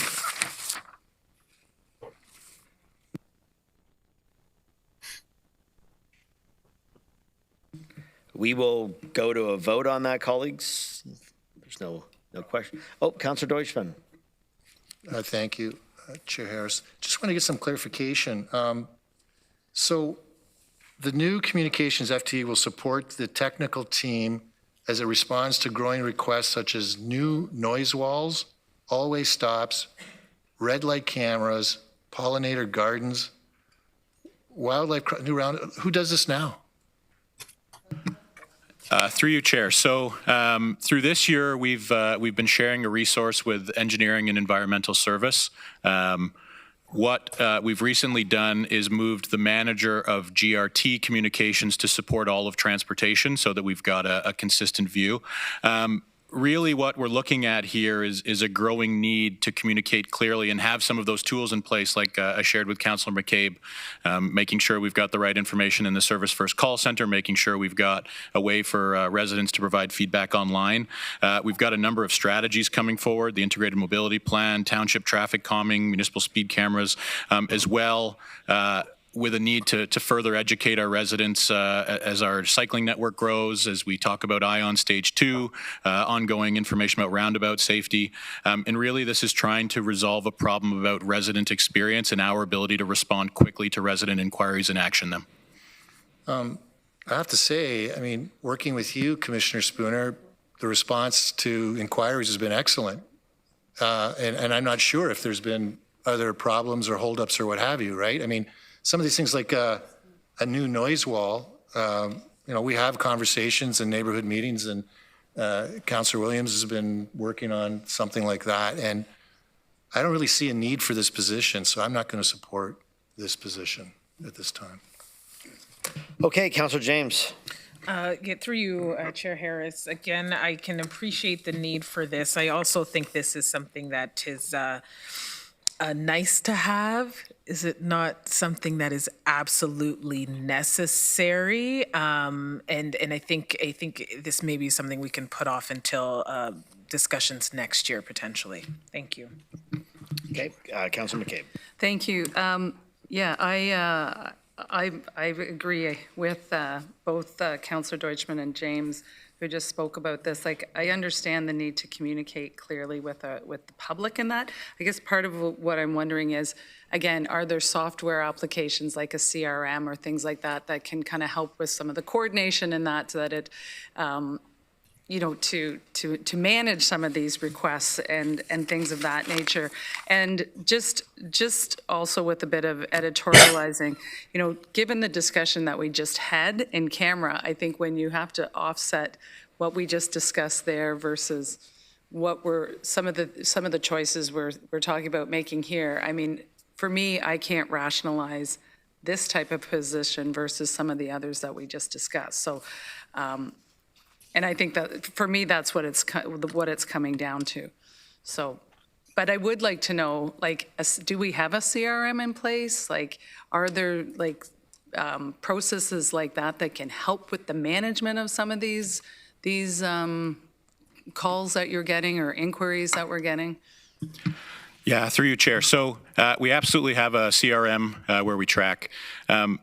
Interestingly, when we spoke to the team, this was the position that we felt was most important out of all those in the transportation group. And the reason, and appreciate Councillor Deutschman's commentary around response time, what we're doing in order to do that is triaging using myself and some of our senior engineers in order to respond. So the goal of this position is actually to take some of the pressure off of our technical staff and allow them to do that, and then have somebody to build out the back end of that CRM, of the chat bot, of the SFCC, and making sure that we've got that information and somebody to really be the workhorse of the communication information. So.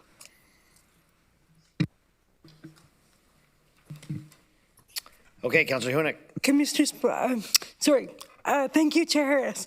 This could very well be a way to decrease the budget slightly, but I just want to point out that we shouldn't base our decisions on how quickly commissioners respond to councillors, because there's 16 of us and 640,000 residents. So just because they can respond to us in good time doesn't mean they can respond to everyone in such good time.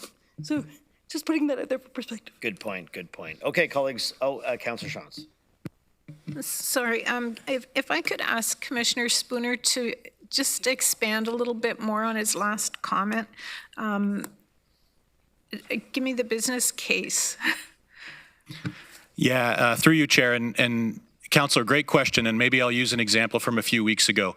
We joined you in Elmira for a discussion of the Arthur Street widening and the potential bypass, and you would have noted a member of my staff giving that presentation, and you might have also noted a consultant in the room who had prepped and put together all of those materials. And so had we had an internal communication specialist, that would have happened in-house. We would have been able to do it here. And so we are talking about response times to customers, but we're also talking about, as we move into the integrated mobility plan and consultation, having somebody in the lead on that. When we do have noise wall discussions, somebody that can, put that policy into plain language for folks. So it's that piece. It's that, freeing up our engineers to do engineering work and have somebody there able to communicate to the public. Thanks. Councillor Shantz. If I can follow up on that just a bit, can you quantify that in dollars in any way, or?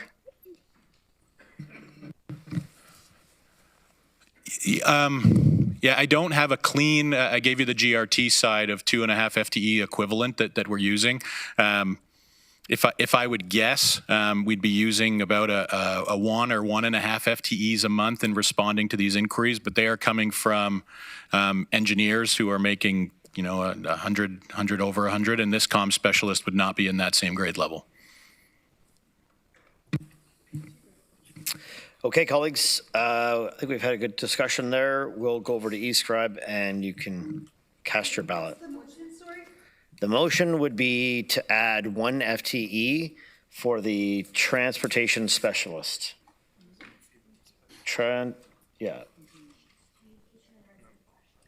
Transportation communication and resident feedback specialist.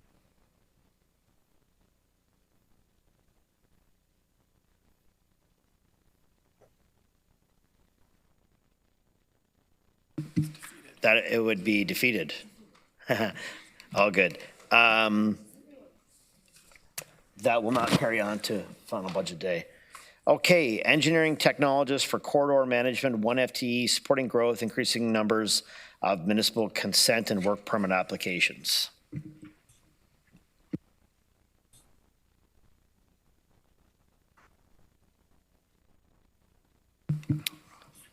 Councillor Deutschman. So, Commissioner Spooner, just to clarify, right now a person does 5 visits per day? Through you, Chair, that would be 4 site visits per permit. It's 5 staff doing those, so 375 per. Okay, so I was just looking at the line. It says approved work is captured and carried out as planned, which would equate to 5 visits per day per staff. Yeah, so you're correct. I've got approximately 4. It's 5. Yeah. Well, but my understanding though is that adding 1 staff would reduce the number of site visits to 4 per day per staff. So that's the goal? That's the goal, yeah. So the position we're talking about helps with the processing of municipal consent and work permit applications to support growth. So in 2023, we had just over 1,500 work permits and 360 municipal consent applications managed by 5 staff, so 375 per. And really the answer to the site visit part is we are triaging that. So the quality assurance, quality control piece is where we have a gap. So how do you know you have a gap in quality assurance piece? How is that? Yeah, because the goal is to get there 4 or 5 times, and we are not getting there 4 or 5 times. Oh, how many times? So you're getting there. Oh, so you're getting there. I'm trying to understand because I see visits per day, but you're talking about 4 or 5 times over the period of the. Yeah, I'll clarify. So each of those techs is to do 4 to 5 site visits per day, as well as per the project. Obviously, there's multiple projects running at any given time. So that's not in. I don't see that in here. But so you're suggesting that you're not getting. Oh, okay. There's a line. Service level expectations require 4 inspections per work permit, which would equate to that. So are you at a lesser standard than 4 inspections? What are you at? Correct. So we've got 375 permits or applications being processed per staff member. So if you count, we've got 252 business days. If we're getting there 4 times each, we're not getting there. You'd be short, 400 visits per annual. So you're, okay, and just, that's a lot of math to process along with the budget and everything else. So you're saying you're only doing 2 or 3 inspection visits? Correct. Now, is that a regulatory issue with the 4? No, it's not. It's a quality control issue of the work being done that we're able to inspect and observe. And so obviously as you move through a project, things get covered up in the ground and we don't have the opportunity to look at it if that moves forward. Okay. Thank you. McCabe. Thank you. Just to help at least me understand this better, are you talking about when there's a new road that's gone in and there's infrastructure, there's the road being created, or you're adding a new, pedestrian crossover or something like that, that you are is that when these new lights or whatever it is, or new these work permits that are going in, is that what needs to be checked? I'm just not sure exactly what it is that needs to be checked. And then my other question is, it says based on complaints. Are these complaints coming from whom? Is this contractors who are doing the work, or is it residents? Or, yeah, if you could just sort of, we're not traffic engineers, so explain this a little bit more. Thanks. Through you, Chair. So, Councillor McCabe, first, to the types of work. It could be greenfield work. It could be existing work. It could be the redevelopment of a new property that needs different servicing. And so Jennifer and I's team together. Most of this work is done by third parties. And so our job is to do the quality control on that. When we talk about delays, those could be complaints. They could be from the development community who's waiting for us to get that work complete. It could be from the third party who's doing the work because we're not getting there to confirm that they're good to proceed. And it could be from residents because projects get delayed in there from not being able to complete them as quickly as we'd like to. Okay. So if some of this is driven by growth, then are some of these costs covered by growth, or should be offset more by growth? Or is this just another example of where growth doesn't actually really cover the costs of this type of infrastructure that accompanies this kind of growth? Through you, Chair, I'm going to ask Mike Henderson, our Director of Transportation, just because there's a mix of development charges and other funding. Mike. Yeah, so through you, Chair. It's a combination of work on all of our roads, so it includes both the development side and any and all work that's happening on regional roads through contractors, through consultants. Those are the site visits that are happening. We do development applications for brownfield development. We do applications for encroachments onto the right-of-way as a result of development. We have been working on crane swing agreements for the high-rise towers that are going in throughout the city. So it's both on the development side and on the base side for all of the work that's happening on regional roads. Okay. Colleagues, I have no further questions. Councillor Liggett. Thank you. You look exasperated. When you talk about brownfields, is any of this affected by the downloading of planning to under Bill 23? Are we still going to need that many visits? Are they going to decrease?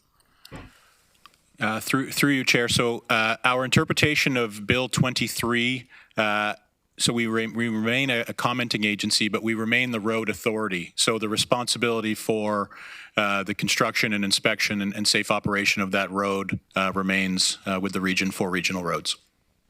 Okay, I just that I heard brownfield redevelopment, so that wouldn't be on that property. Through you, Chair, correct, yeah. So we wouldn't have responsibility. We would obviously, if there's a regional road that needs to connect, that's where we would. Okay, thank you.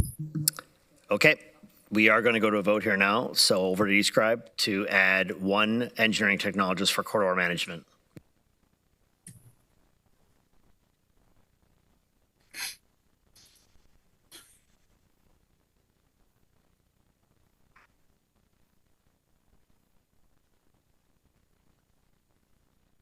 And that is defeated, colleagues. Okay, we have a climate and sustainability program manager, 1 FTE, meeting community climate goals. If no discussion, we're number 9.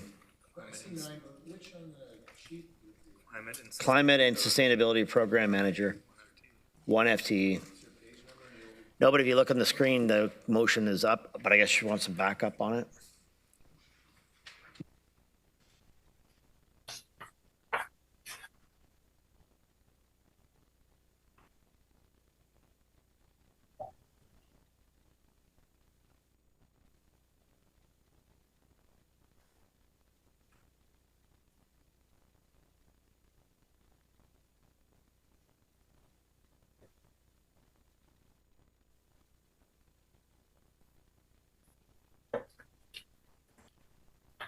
Chair Redmond.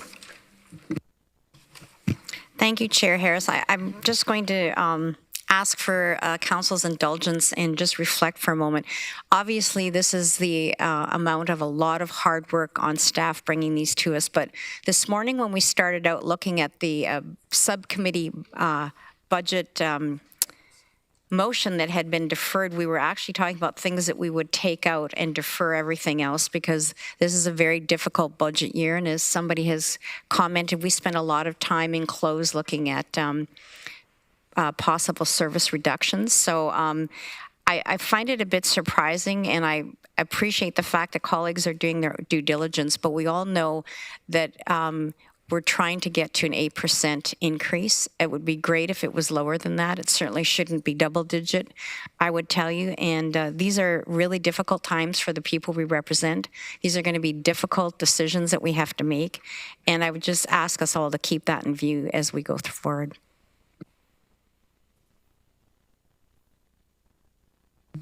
Councillor Deutschmann. Yeah, thank you. So, thank you, Chair Harris. I'm just trying to understand the line that says the team will not have capacity to implement any community climate action strategies. So I'm just trying to understand that.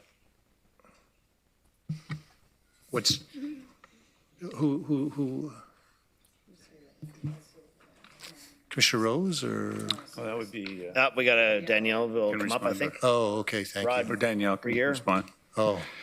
Yeah. Oh, okay. So at the present time, Danielle has details here, but at the present time, our team is focused primarily on corporate initiatives. We do provide some, I would say, moral and a certain amount of technical support to organizations like Waterloo Region Community Energy and so on, and Transform WR. But really, the bulk of the team's effort is focused on corporate work, our energy budgeting work, the analytical and data functions supporting that budgeting effort, and so on. So I think the argument here is that there's a fair amount of community-related effort that is going to be required in order for us to hit our climate targets that simply not available for within our current resources. So this is seen as a way of helping to make sure that we've got the adequate supports for the community-based climate action strategies. There was one program in particular, the retrofit WR program, which this position would need to support, and I'm wondering if Danielle, you want to speak specifically to that.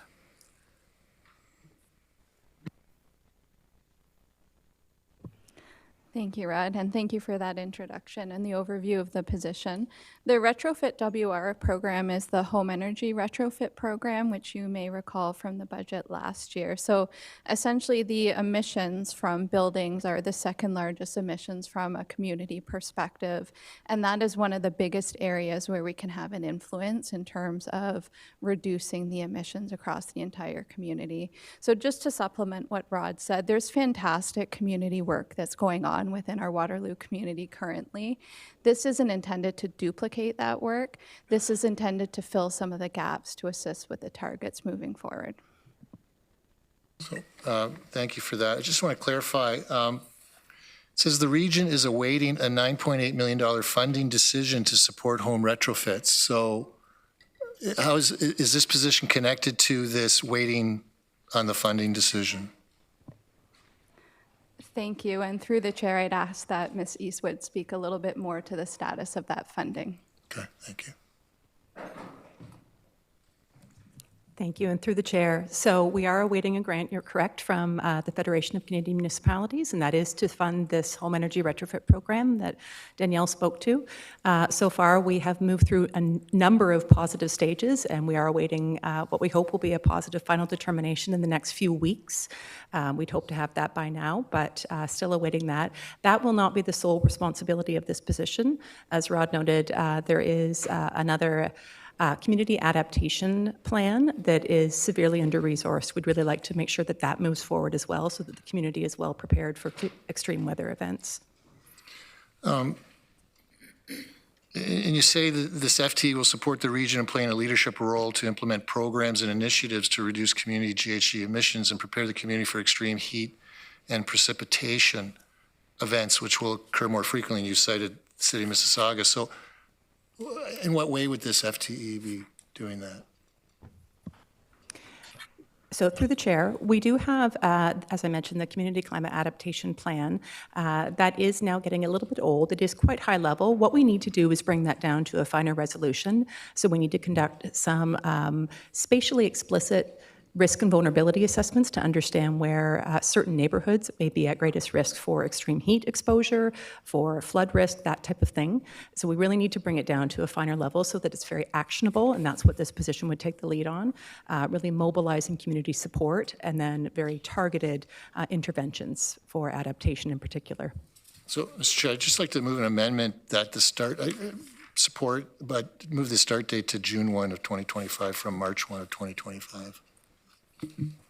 Okay, seconded. And you do have a seconder on that amendment? Moved by, or seconded by Councilor McCabe. Councilor McCabe? Thank you. Just a couple of additional questions. Actually, just to pick up on your point about the heat islands, through the City of Waterloo, we did a program, a research program with the University of Waterloo, and they just, one of their professors and the PhD student was at our council meeting 2 Mondays ago, because we had a collaboration with the city, My Tax, and the University of Waterloo. So they did some of that mapping for the city. So there's just as well, depending where this goes, there's information there that they've done some of that work, at least in the City of Waterloo, and I'm sure they could bring that forward for the other municipalities in the region as well. It was really, really interesting information and helpful information that they brought forward. My question though about the the retrofit program.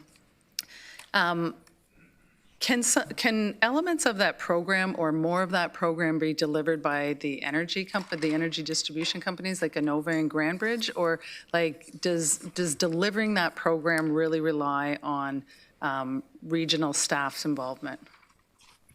Like, could you kind of explain how that works? Through the chair, yes, excellent question. We hope ultimately it could be run by the utilities, but at this early pilot stage, the funds from FCM need to flow through a municipality. And so we would be there in this early pilot 4-year stage to bring the partners together. What we are proposing is quite a novel framework, which FCM is quite excited about, which is the on-bill repayment with the utilities. So they would be an essential partners. Once we then move past this pilot stage, we could ultimately see them take this on if they felt that's something they wanted to do. So that it would be a long-term goal. But at this stage, to receive this funding, we would need the municipality to be involved. Okay, thank you. And I would just remind us that when you were in a couple of weeks ago, we were talking about, what it costs to be proactive with this kind of work. Like we know, like you've referenced about City of Mississauga and their flooding events, but I mean, Calgary is kind of the biggest example, right? Like getting this work done and getting it done now, particularly the adaptation and mitigation work, I think really is critically important, like because not doing it is going to cost us millions and millions more. Thank you. Councillor Foxon. Thank you, and through the chair, I'm going to piggyback on some of what Mayor McCabe said. We do have a lot of resources within Waterloo region that the universities especially, every municipality, Grandbridge, Innova, that working together as a team, I don't see really the need for an extra FTE with also WEEP and Tova and her group. We've done well. We did not meet targets, and we know that. The reason we didn't meet targets was because of the fires, the wildfires that came through. Totally agree we have to move forward, but I think it's more important that we move together rather than trying to do things on our own. Thank you. Colleagues, we do have an amendment that we've put forward, so I'll ask you to narrow your discussion on the amendment. Councillor Liggett. My question had to do with the grant. Are we going, like, maybe even the amendment would apply to this, so I'll just put it out there. If we're waiting for a grant to come forward, why are we not making this so that this can only happen if the grant happens? Because it's a, sorry.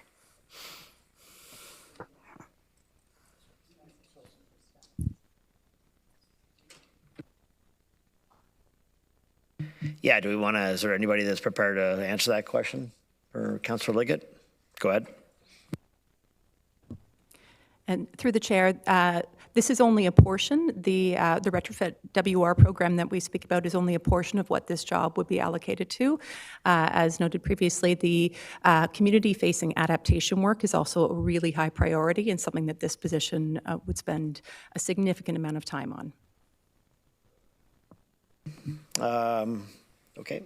Councillor Liggett, that satisfies your question? It answers my question. Okay.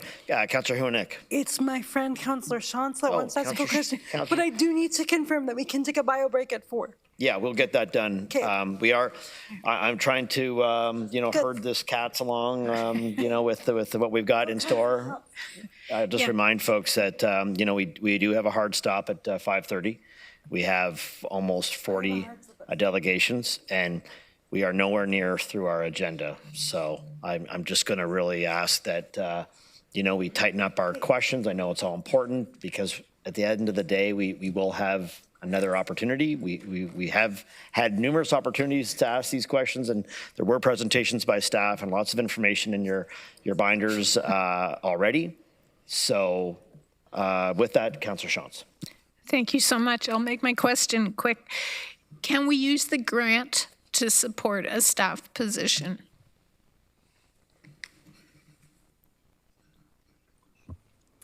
Through the chair, the way we've allocated the funds, it's almost entirely to support homeowners in their retrofit activities. So this will be supporting through loans and grants. So we're flowing as a requisite, as a requirement of FCM's guidelines, we're flowing the funds almost entirely to support homeowners as opposed to staff salary. Could we use it to support a staff position that is coordinating that? Through the chair, the only challenge we would face is that this is intended to be a 4-year pilot, and after the 4 years, we're hoping that we would find another home for this program somewhere else, in which case this position would then turn and focus almost entirely on the community adaptation and other initiatives that would come up. So we would be somewhat, it would be tricky to tie it to this 4-year pilot funding. But sorry, just one more quick one. It would be in position for 4 years then if it was tied to the funding? No? Through the chair, I'm sorry, could you repeat that follow-up question? Sorry. So it's a 4-year pilot. If part of that funding was used for the position, that position would be in place for 4 years and it could be reevaluated at that time. Does that make sense? It does make sense, yes. The way we structured the application, it didn't, and I'm not sure that we could change it at this time. We would have to check in with FCM. It didn't assign salary to this position. This would be a supporting role. But as previously mentioned, we do have other responsibilities in this role beyond this one initiative. So it would be challenging because then the funding would be gone for the support for adaptation work at the community scale and other community-facing initiatives. Okay, thanks. Okay, colleagues, we are going to likely go over to the vote on the amendment. Climate and Sustainability Program Manager, 1 FTE, with the amendment to commence June 1st.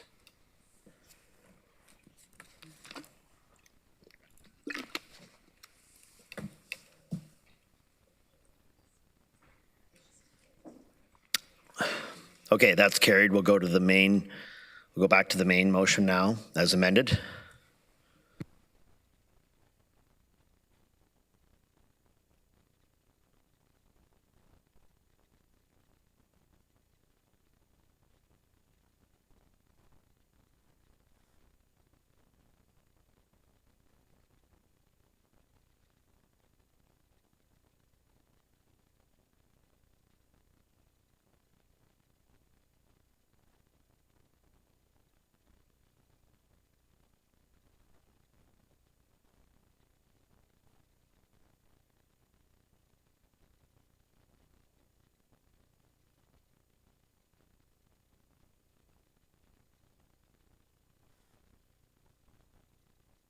All right, so that's tied. It is defeated, colleagues. The main motion is defeated. The amendment was not defeated, but the main was defeated. Okay, additional PT library hours, 0.7 FTE, increasing access. Councillor Salonen? Thank you, through you, Chair. This is, through my understanding, area rated, so it would only be impacting the townships. And I know at Library Committee, we have actually been hearing consistently for having more library hours. So personally, I would be in favor of this service level addition. Okay, Councillor Shantz? Yeah, I agree. Okay, we'll call the question and get you folks to vote on that. Say yes to that.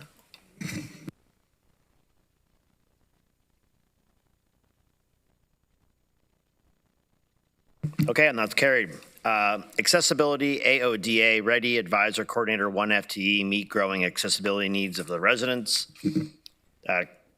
Councillor Hunick. Or actually, sorry, Councillor James.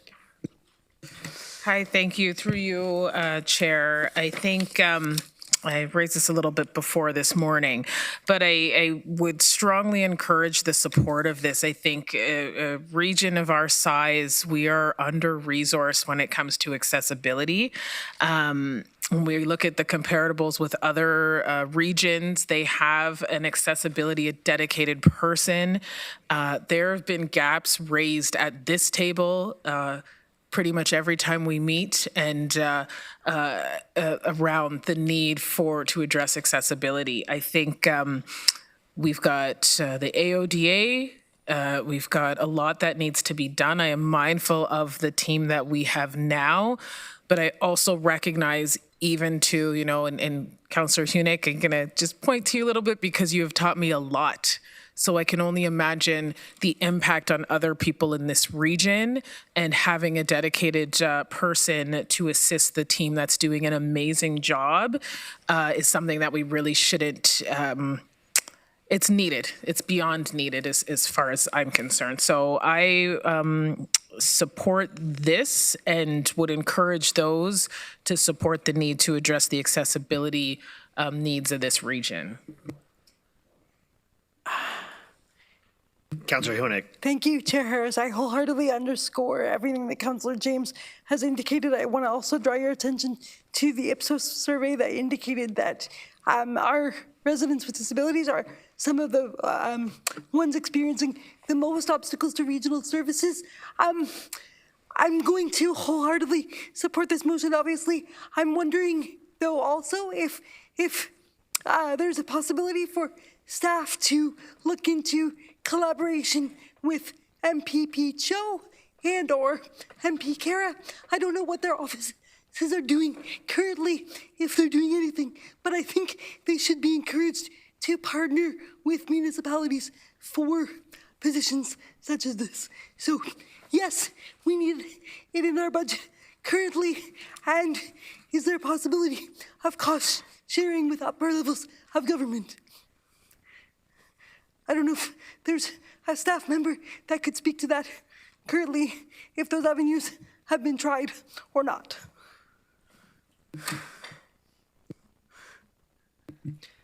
I'll wait if there's any staff member that want to speak to that, and I'll go to Councillor Liggett, Councillor Chantel, Hunick. I'll come back to you then. Councillor Liggett. Just for my understanding, how many people do we have in this position currently? Is this a brand new position or? 0. Can staff answer me the question, please? Yeah, they're just conferring. Councillor Liggett, hang tight for a second. Thank you.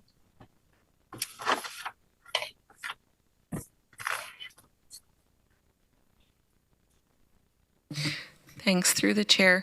Thanks for the question, Councillor. Our understanding is that there isn't funding available through provincial partnership for staffing, but there may be provincial funding that we can pursue for initiatives as part of our accessibility plan, which will be coming back to Council early in the new year.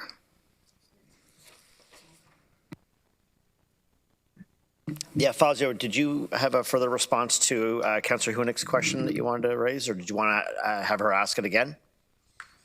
Councillor Hunick? Well, I think that Commissioner Connie, whose name is escaping me because it's been a long day, thank you, just kind of answered it. But I was asking for a collaboration with upper levels of government for salary funding. And if that's not possible, I'm not suggesting that we don't need this, because we definitely do. But I want to call upper levels to action in terms of accessibility initiatives for certain. Thank Through you, you to the Fazia. chair, I think Commissioner Connie's response is certainly on point, and I think that also highlights that with a dedicated position, more of these collaborations and advocacy is possible, which is why the position is so critical. Thank you. Good, thanks. Councillor McCabe.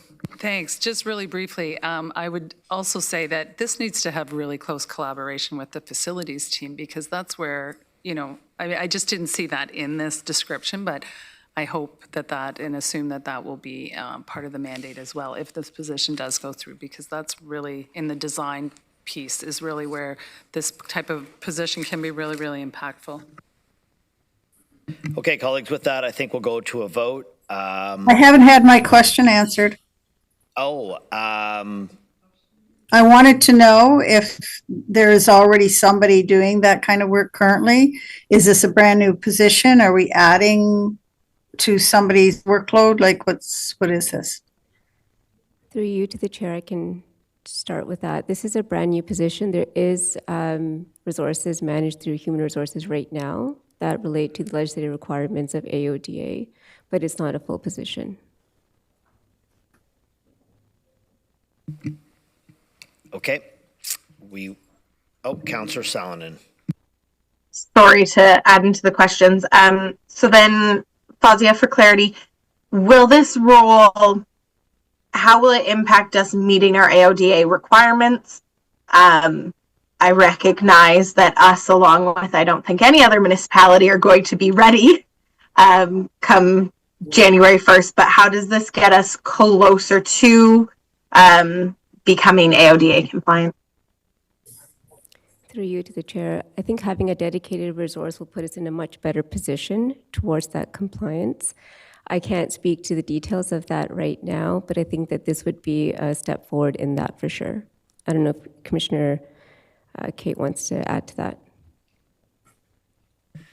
Thank you. And through the chair, just to add on to what Fazia was noting, this individual can work with supporting the multi-year accessibility plan and working with facilities to help move some of those initiatives forward.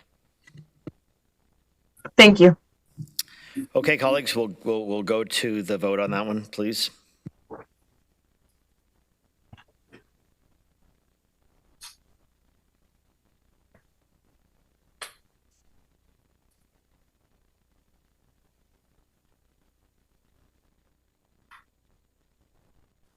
Okay, colleagues, that's carried. I think, nearing 4 o'clock, we will recess 10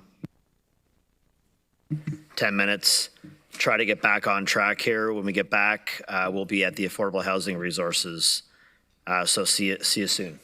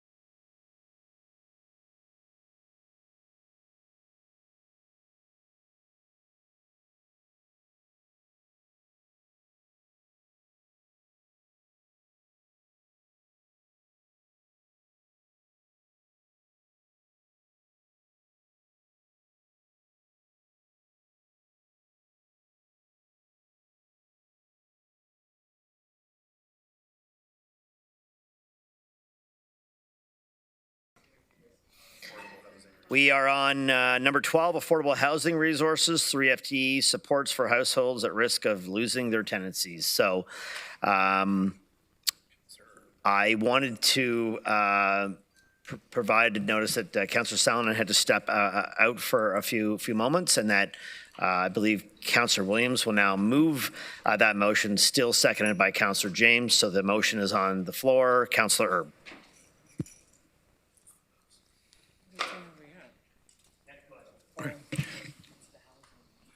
Thanks, Chair Harris. I'd like to invite Mr. Petitpierre to speak to number 12 and then probably number 13 as well, just so that we understand while 12 is talking about adding some people, it's also, there's some revenue generation that's going to be applicable there as well, so to understand the offsetting finances of that as well. And what those 3 positions entail with Waterloo Regional Housing, given that we're adding almost 150 units in 25. Thank you, Councillor Erb, and through you, Chair Harris. Yes, 3 full-time positions on the expansion list that you have in front of you right now. Those are intended to support our work in both maintaining our affordable housing stock in a state of good repair, but also as supports to our tenants to not only get housed, but stay housed through successful tenancies. As our housing stock overall both continues to age and to grow, the importance of the capital planning work and the creation of healthy communities within each of our properties also needs to continue to grow. And that's what these 3 positions are intended to support, the work on both of those fronts. And if it's helpful, what I wanted to speak to was to looking at these 3 positions through the lens of the motion that they're categorized under today, and their ability to generate revenue that may offset some of the future costs through the changing of the revenue model that we're creating as we redevelop these properties. For example, the 2 properties that we have opening in 2025, Kings Court and Wilson Ave, they're going to have 3 levels of affordability in terms of the rents charged at those properties. They'll have the deeply affordable rent geared to income that you'll be familiar with at our typical Waterloo Regional Housing properties. They'll also have a level of rent that is below average market rent that'll provide a moderate level of affordability, and also a low income market rent that provides a level of affordability just below average market rents. So moving to this model of operation not only creates a healthier mix of community within our building, but drastically does alter our revenue model from the rents collected compared to the traditional 100% rent geared to income model. For example, specifically, if we look at the new building at Kings Court, that's comprised of 73 units that we're expecting occupancy for in 2025. If we were to proceed under our normal 100% rent geared to income model, we would expect a revenue through rent of approximately $140,000 per year. By moving to this mixed income rental model, we're projecting an annual rental revenue of over $600,000. So almost a $500,000 difference in the revenue through this new model that we're starting out with in 2025. And if it's helpful for committee to consider these positions under that ability to tap into some of that additional revenue, wanted to offer that for your consideration. And if it's helpful to do even more of that financial modeling, I would be happy to go away and come back ahead of December 11th to show what that looks like as well. Thank you. Okay, Councillor Erb, you're good. I'll move on to Councillor Deutschman. Thank you, Chair Harris. I just had a question about the tenant access coordinator. And I see that they're going to be involved in situations where tenancies are facing challenges and tenancies are at risk. So they're going to be involved in fighting landlords that are trying to evict tenants improperly? Is that what, so in a sense, they're going to be acting like a paralegal or offering some legal advice? What's going to be happening? Thanks for the question, Councillor, and through you, Chair. They won't be offering legal advice in that regard. They'll be working both in our properties and where we have rental supplements out in the private sector to address whatever tenancy issues may in fact exist.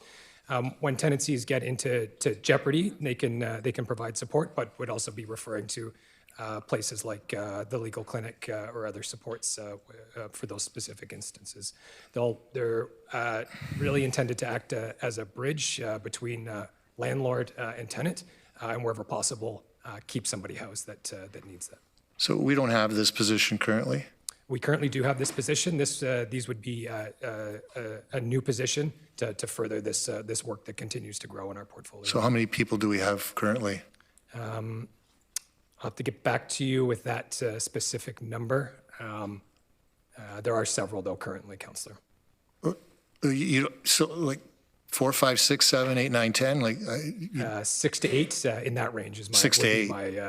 Off the top of my head. Yes. Okay, so and why do we need another one then? Growth of the portfolio overall, expansion of our rent supplement programs in the private sector that we've seen over the last number of years, and overall just complexity of tenants on the whole.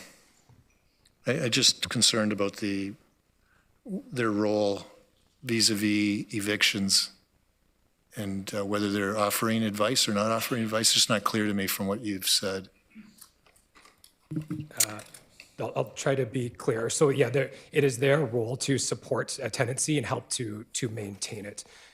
So depending on the issue, they're not lawyers or they're not paralegals, Councillor. They'll support with their knowledge of the Landlord-Tenant Act and the Residential Tenancies Act, but they're not legal professionals either. And if it comes to that type of an issue, they'd be making referrals to the professionals. So, okay, so I'm just trying to understand then, like, the people are getting a rent subsidy, so someone's already taking care of coordinating that, right? I mean, they're paying that, we pay directly to the landlord, is that how that works?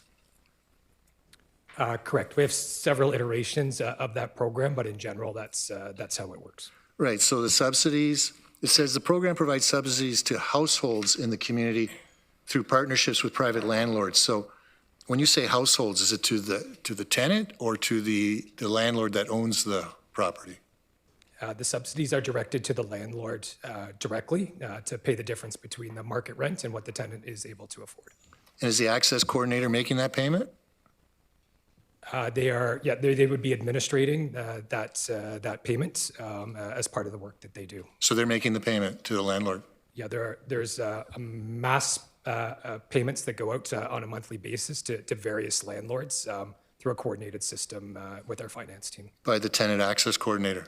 They're the ones that input that information and ensure that the rents get paid on a monthly basis, correct. Councillor Deutschman, I'm going to move on to Councillor Hunek. I'll get you to come back if you want, Councillor Hunek. Sure. Thank you, Chair Harris. I just want to reiterate for Brother Rob over there that although the community really wants us to do a rent eviction bylaw and we don't have jurisdiction to do that at the regional level, this is something that we have authority to do. And if it maintains a number of low-cost units in our community and allows the rent supplement program to grow, I think those are very valuable assets to our community. And Chair Harris, I'm just a little lost in terms of the agenda. Can you confirm the number that we are discussing right now? We are on item number 12 of 21. Perfect. Sorry, 12 and 21. 12 of 21. Okay, thank you very much. So we have some work to do yet before 5:30 with several other, I believe there's 30. My numbers are wrong. There's about 30 more, but those are positions, again, that are being funded by other areas or generating revenue that would offset any tax levy impact. So we still have that list to get through, as well as capital. Ms. McDonald has a presentation on engagement. We actually have a notice of motion. We have responses to council requests. So we have still a very lengthy agenda. And I guess I would say to you that we are at around 30 delegations, and there is a likelihood that we will be back after the delegations to reconvene the agenda. So let's keep it moving.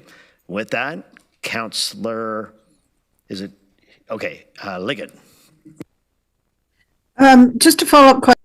Councillor Deutschman's, the money that's paid to the landlord, that's only as long as the tenant still agrees to do that, right? Because if the tenant, the way it works, if the tenant signs to do that, and then later on, like a year later, they decide that they don't want it, they want the money to come directly to them, then they get that money, right?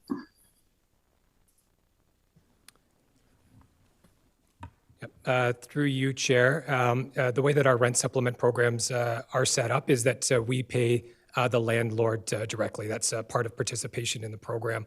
What you may be thinking of is through the social assistance system, either Ontario Works or Ontario Disability. The tenant has to agree that that's the route in that case if they're going to pay the social assistance. That's not what I'm talking about. I know whenever there's transitional housing that is done through a shelter system, when they find a place for somebody to live, then the rent goes to that landlord. But that's until the tenant decides they don't want to do that anymore. They want the money in the pocket. Then the money has to stop going to the landlord. So is this another one of those?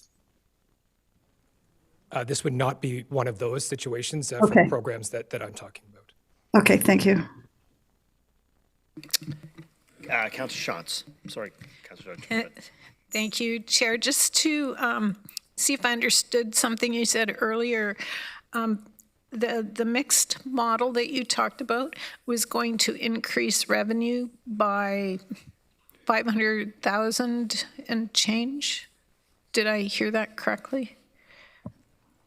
Correct. Those are our projections for the new model compared to how we historically have operated, Councillor. And is that accounted for in the budget already?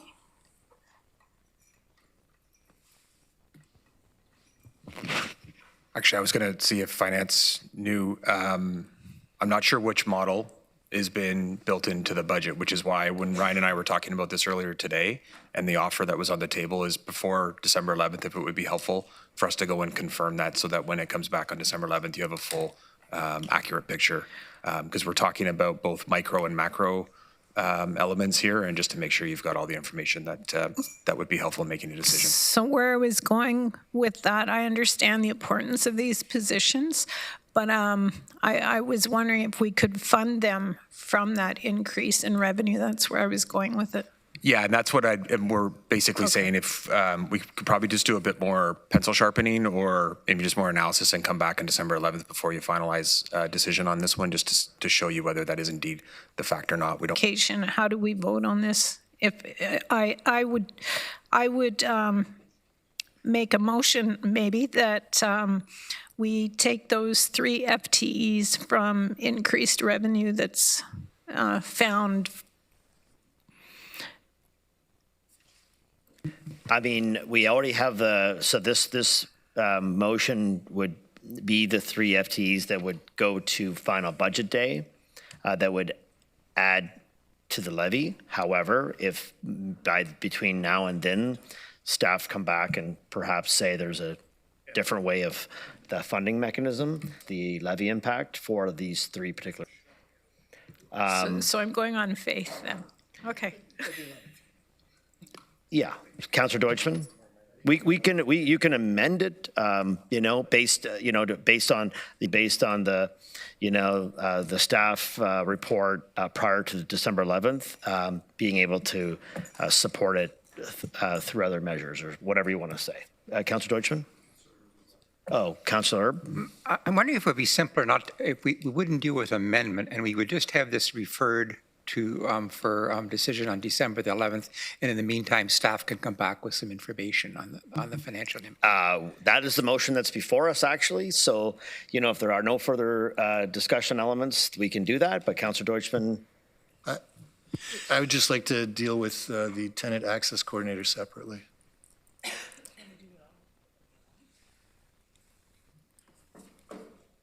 I just because.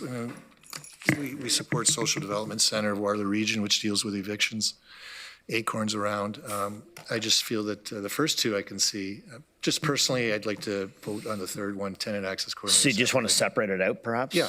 Okay. Yeah. We can carve that out. Do 2 votes of the. We'll get it up and we'll get that up. Councillor Hunick, did you have anything further to add while we do that? Now that I know where we are, I'm a little bit more in the discussion. Ryan, if we don't put this in the budget, how likely is it that you will be forced to resort to overtime wages of staff that you already have, which will ultimately cost taxpayers more? Thank you for the question through you, Mr. Chair. These positions are in here considering our current workload. So they're there to try to manage workload that is currently on the team and projected to continue in the future. We will make best efforts not to have to go into overtime, but not having the position approved does increase the workload on the existing staff load. Okay, so these positions might actually save the taxpayers money, just so we all are aware of that. Thanks.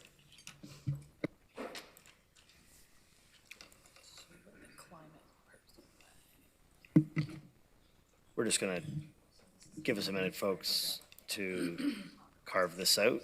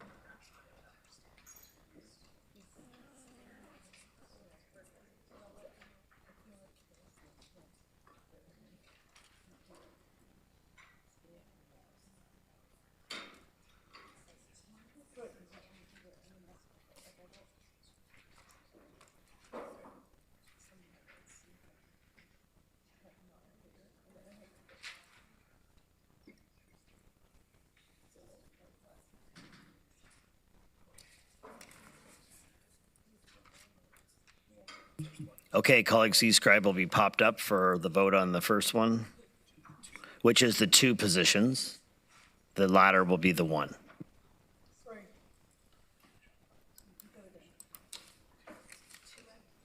So the 2 FTEs for the housing will be the first vote, Chantal, and the remaining FTE will be for the tenant access coordinator.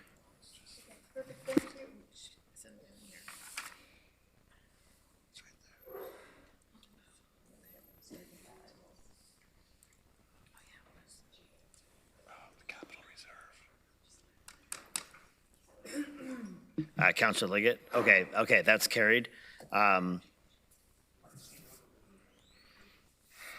Councillor Liggett, just need you, there we go. Okay, I'll move on to the second one then.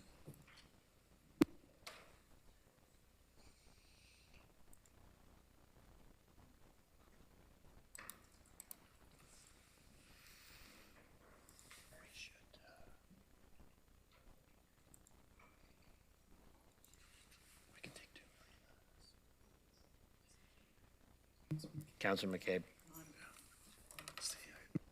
Okay, colleagues, that's defeated. 13, the plan to end chronic homelessness, prioritize and measured implementation investments. Councillor Erb, I believe, wants to chime in on this one. We've got a motion already before.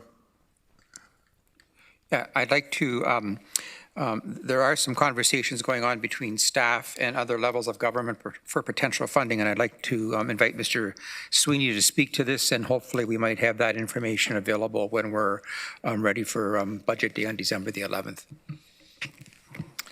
Yes, thank you, Councillor Urban. Through you, Chair Harris, just a couple of things to consider in real time. Number one, you will likely have noticed later in the agenda, there's a response to a councillor request around adjustments we could make to our capital budget, which could have net benefits in 2025. One of the options before you later in this agenda is to defer the $2 million capital contribution to reserves for the second hybrid.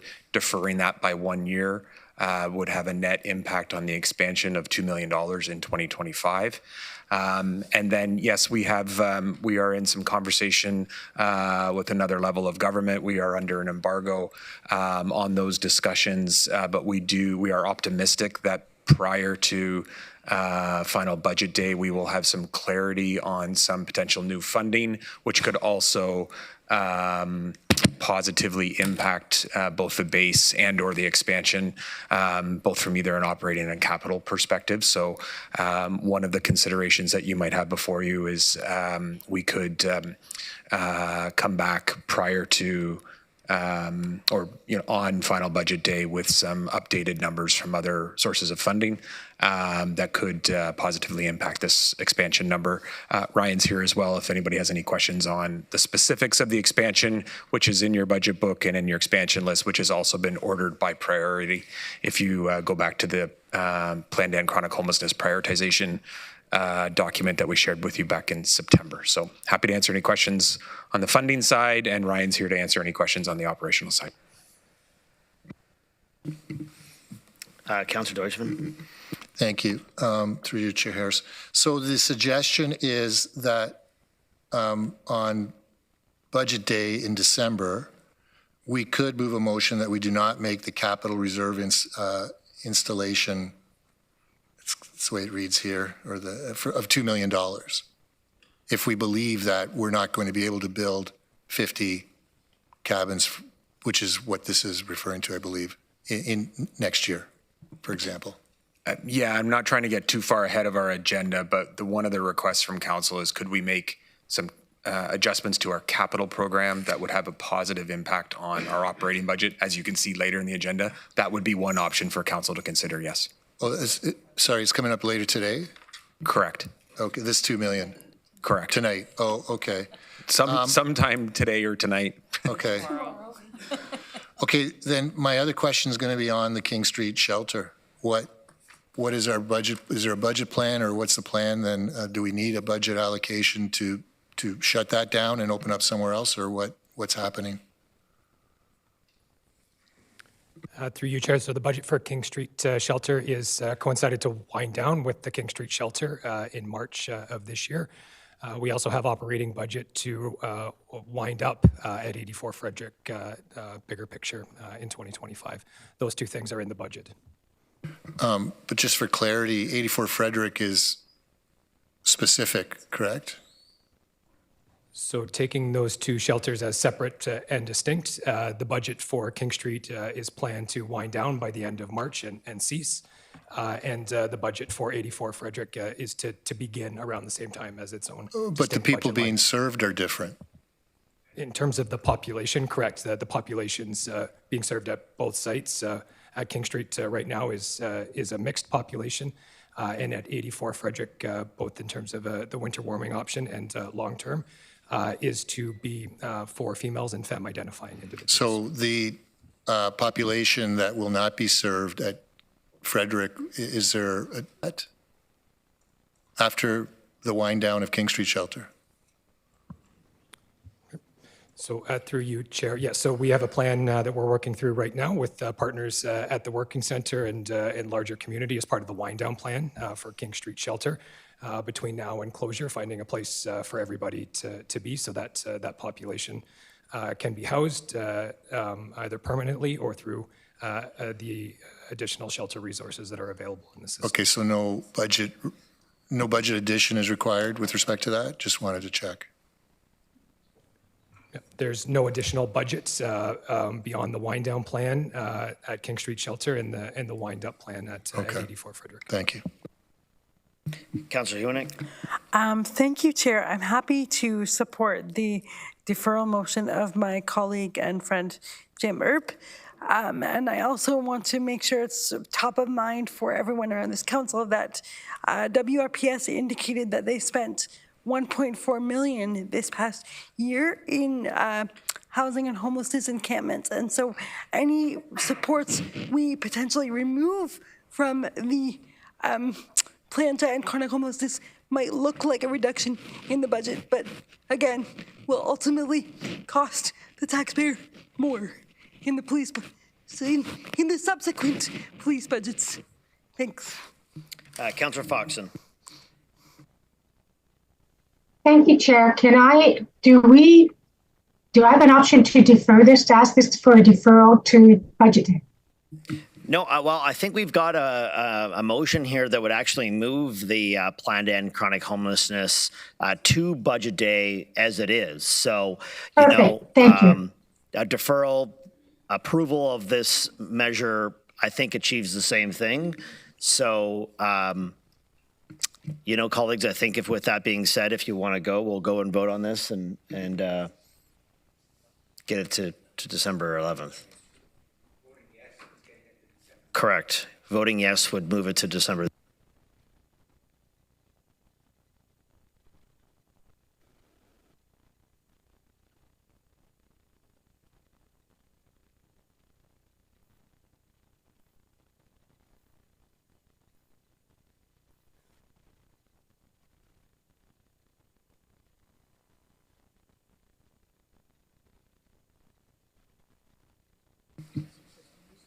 Councillor Craig.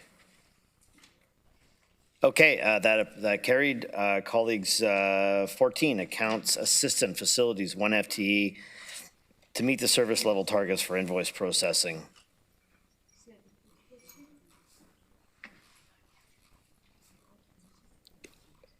Councillor Hunick?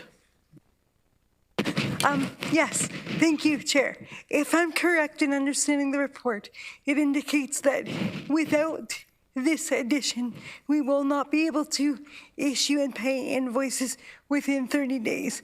I'm wondering if that 30-day marker is industry standard, if we made it up, if it's a problem to go beyond 30 days. If someone could fill that out for me, that would be super great. I can do that, Councillor Koenig. So through the chair, there's an act, Contractor Act. I'm not sure the quite title, but I know it's Contractor or Construction Act, where we have to pay invoices within 30 days. Okay, so and if we don't, 40% of the invoices that come into the region are coming into facilities. So theoretically, if we don't approve this position and we can't pay our invoices within 30 days, we will be in provincial violation? I'm sorry, I didn't catch the last part of your question. If we're not able to pay within 30 days, we could be in violation of a statute set by the province? Yes, that's correct. Perfect. Thank you. Councillor Deutschmann. Don't want that. Thanks. Can I get clarity on the act? I'm just trying to Google it, and I couldn't find the act. It's the Construction Act. Right. And there's a section in the Construction Act that says you're penalized if you're not paying someone within 30 days? Yes, that is correct, through the chair. It was at the time it came in, I'm not quite sure what year it was. It wasn't that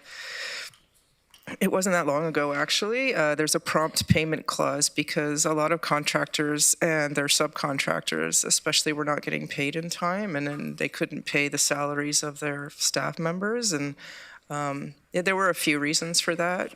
So, you know, we can push it out 30 days as long as we have a good reason, maybe based on quality of work or something like that, that we need to discuss further with the contractor. But that is correct. Clarity, what's the penalty? I'm sorry? What's the penalty?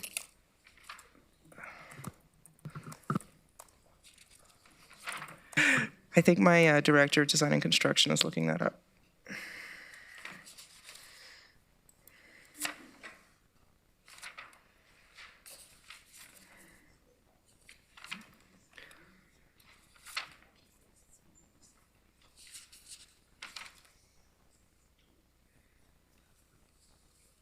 While we wait, maybe we'll go to Councillor Foxon. Councillor, if you don't mind, we'll come back to that. Councillor Foxon. I was just going to say the same thing. I mean, we have contracts whether 30 days, 60 days, or 90 days based upon So if this is one contractor, I'd probably be looking for a different contractor. That's kind of the thing. Yeah, so through the chair, like I had mentioned, there are reasons why we don't have to pay within 30 days, and that's usually due to quality of work or some kind of dispute about the invoice itself. And as long as that information is provided back to the contractor within the 30 days, then the extension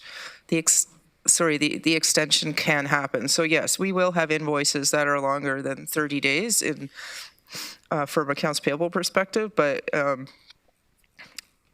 Chair, but that's not what I meant. What I meant is when you sign up with the contract, you make an agreement on the length of time of payment.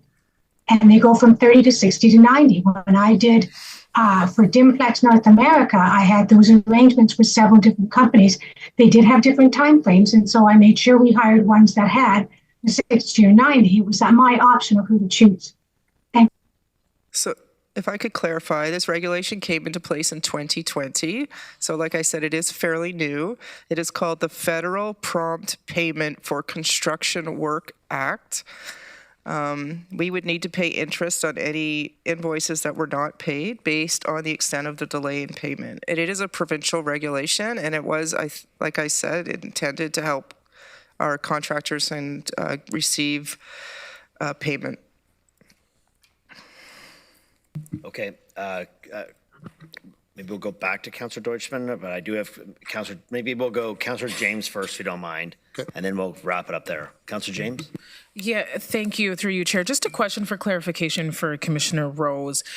Currently, are we not meeting this standard with the 30 days? Is this why there's been an identification around this, or it's something else? Through the chair to Councillor James, there's been an increase in work due to the number of buildings that we've taken online in the last couple of years. We do have staff, obviously, but we do put out a lot of contracts for repair and replacement, construction, that kind of thing with our facilities. So we are meeting the standard for most, but we're not meeting it for all. So this is just to help us get back on track. Okay, and just one follow-up. So in the event that we do not pay, what is the repercussions of that? Like, does that have to go to court? Do they charge interest? What does that look like? Through the chair to the councillor, they do charge interest, but then there's also the reputational risk back to the region because the contractors would know if the region was making prompt payment or not.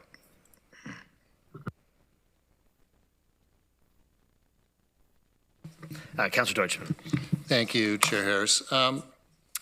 So I'm looking at the Act, Federal Prompt Payment for Construction Work Act, and it says, an act to establish a regime for prompt payment for construction work performed for the purposes of a construction project in respect of federal real property or federal immovables. Well, that prompt payment legislation actually is provincial, so I'm not sure if federal shouldn't. No. I know she did mention federal, but prompt payment is provincial legislation, so. Well, yes, and there is, just for clarification, there's one federal and one provincial. I'm getting fed information from my team, so I'm referring to the provincial one, which was in 2020.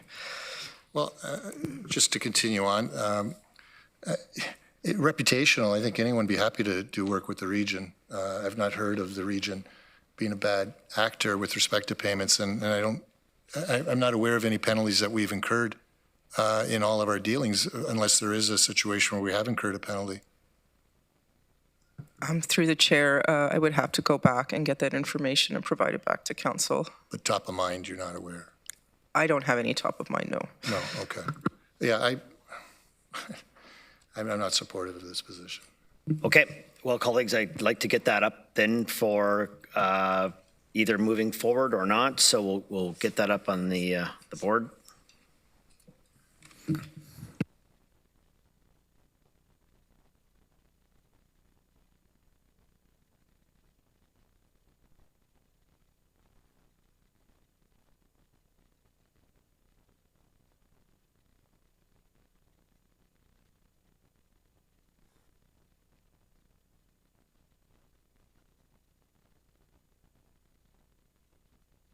Councillor Hunick?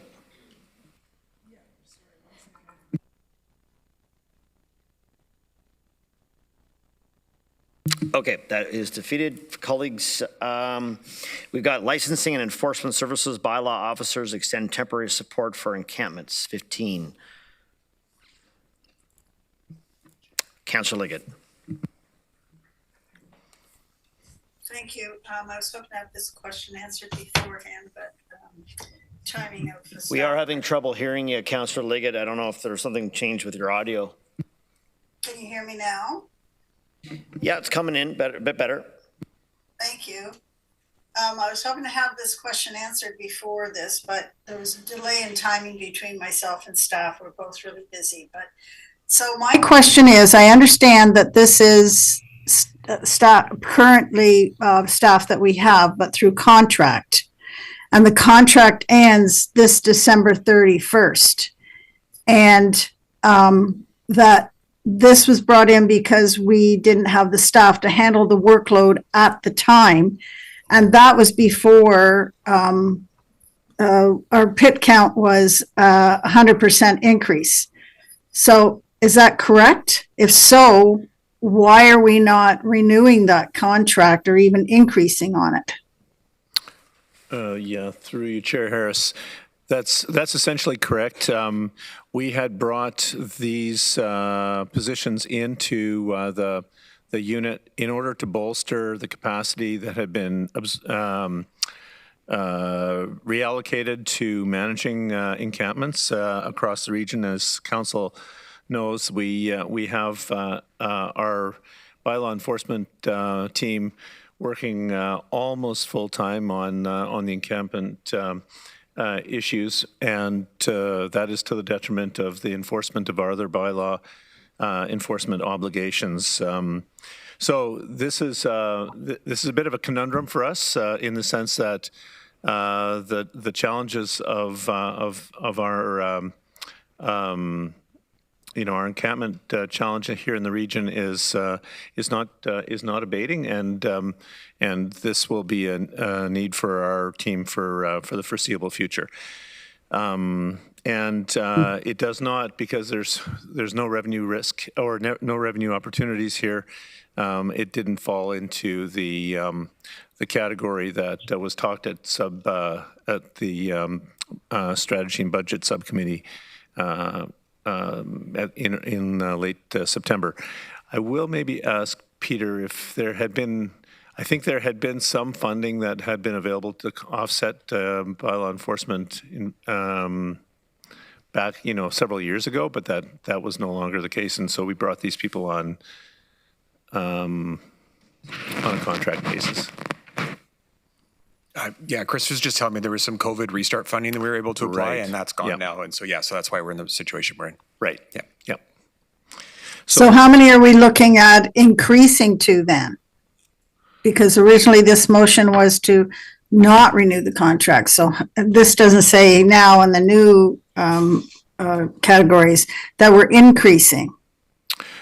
Correct. This is the request here had been to essentially just maintain the existing capacity. So we have got we've got no request on the table to increase the capacity.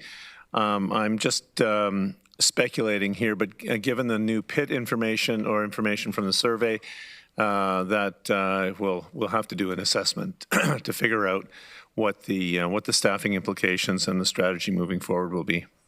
So would it be better to defer this to the next budget day so we could have that information from you on what it should be increased, or? Well, yeah, in essence, if you approve this, it would automatically go there anyway. Okay. And then Okay. you have that discretion then to deal with it either way on the 11th. Okay, I'm good with that then. Chair Redmond. Thank you. I was just going to ask for you to staff, what is the risk if we don't approve this? Understanding this is now going to come back on budget day, but what would be the risk of not approving this? I'll ask Thomas Udason to respond to that question.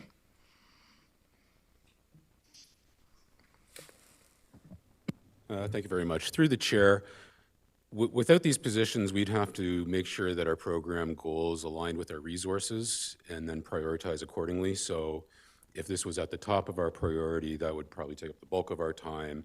Other issues would fall down below it. And, we do have certain regulatory requirements around licensing, vehicle inspections, and things like that. So we have been very good about making those marks, but it's very difficult for staff burnout, that kind of thing. These two positions are basically 33% of our workforce. So we would be down to, 60% of what we are now. And the region's growing and the number of encampments is growing as well. So we would have to do some hard decision making. Thank you. Councillor Deutschmann. Thank you, Chair Harris. Yeah, I wasn't clear because there was no identification of number of FTEs, and so you just said 2. So yes, this is 2. And you mentioned meeting regulatory requirements. Have we not met up to this point regulatory requirements? No, we always have, because we've been able to just put that to the top of the priority list for the time being, right? So we would make sure that all the taxis were inspected as per the bylaw. We would make sure that the salvage yards, pawn shops, those types of things were all inspected and licensed. And I was going to ask you, so regulatory requirements for all the things that you're responsible for dealing with have been met to this date? That's correct. But where we struggle is with added issues like giant hogweed, woodlot cutting, things like that, which are, it can be extensive investigations or field work. Have there been consumer complaints, residents' complaints in those regards to those 2 items in particular? Oh, yeah, we get a lot of complaints, especially around signs and things like that. Sorry, what I meant was in terms of our service in responding to these issues, and not in a prompt manner, for example. Yeah, we get that for some things, for example, with signs and such, because they end up at the bottom of the pile for things that we can get at. Mm-hmm. But they're very noticeable to the public, so the calls will come in quite consistently with those. Okay, so I'm just not clear, Chair Harris, what are we being asked to do here? Because it's an item with no FTEs listed, but we're hearing 2, so I'm not sure what exactly is going on. Yeah, it's an extension of, I believe, 2 FTEs that are under contract.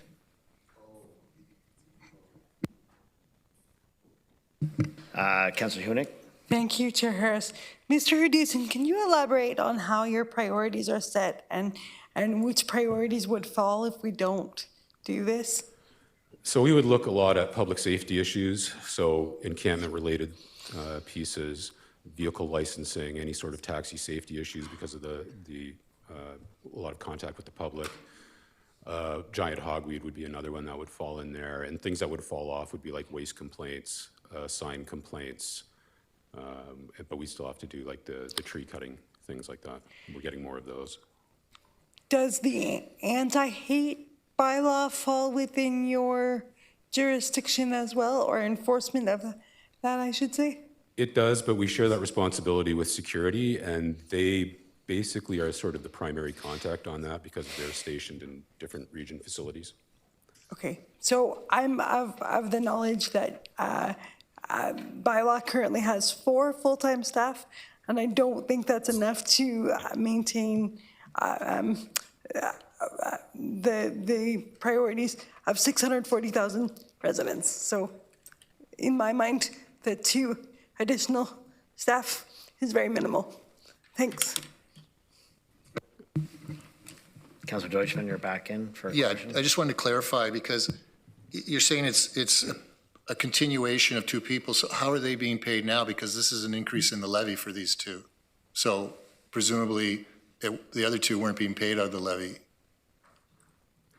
Yeah, I don't know if I can refer that to Rod. Chris, I think I will ask Chris if you've got the information on that. I think we did have the COVID funding that was available for a period of time, but that has expired now and was the last year or so paid by some other source. I can't recall, frankly. Through you, Chair. Yeah, that's correct. So they are actually still in the budget for a few months into 2026. This is looking to extend them for the full year in 2026. So the 2 FTEs and 2025, thank you. The 2 FTEs And the costs associated with these two positions for the first 6 months of the year are still in the base budget. This expansion request is looking to extend that further beyond that current contract end date, which is midway through the year. So is it 80,000 per person, or I'm just trying to understand because you got the numbers here and they don't. 80,000 for two individuals for half a year. The annualized amount is 160,000 for the two individuals. So 80 per year. 80 per year per employee. Per employee. Correct. Okay. All right. Okay. Thank you. Councillor Foxon.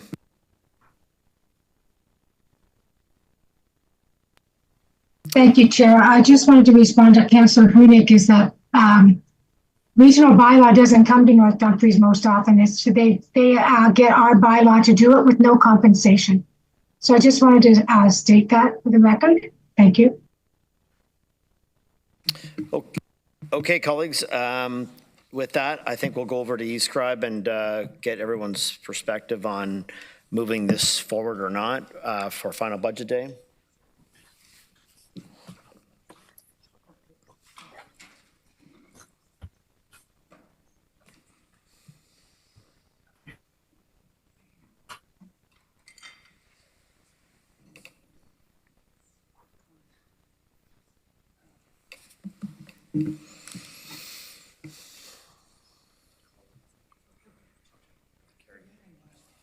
Okay, that is carried. We've got a legal assistant, 1 FTE, increase in demand. The details have been before you, so very straightforward if we want to.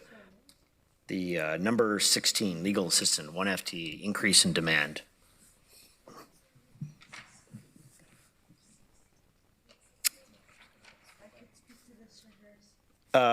Councillor Hunig? Yes. So one of the key things that I learned in the budget subcommittee is the importance of relief rates or adequate staffing so that we don't have to pay external rates or overtime rates all the time. And so while this might look to inflate the budget slightly, I do think it will save residents tax money in the medium term. And I think it should be implemented accordingly. Okay, Councillor Deutschmann. I just wanted to get some clarification. I forget, what did we do about the solicitor expansion? I don't recall. That'll be on the next list because there's offsetting. Okay. Right, this is purely enhancements that will impact levy. The following, there's a business case that was made to add to reduce external consultants that would pay for those positions in lieu of. So this one here is an add, an enhancement.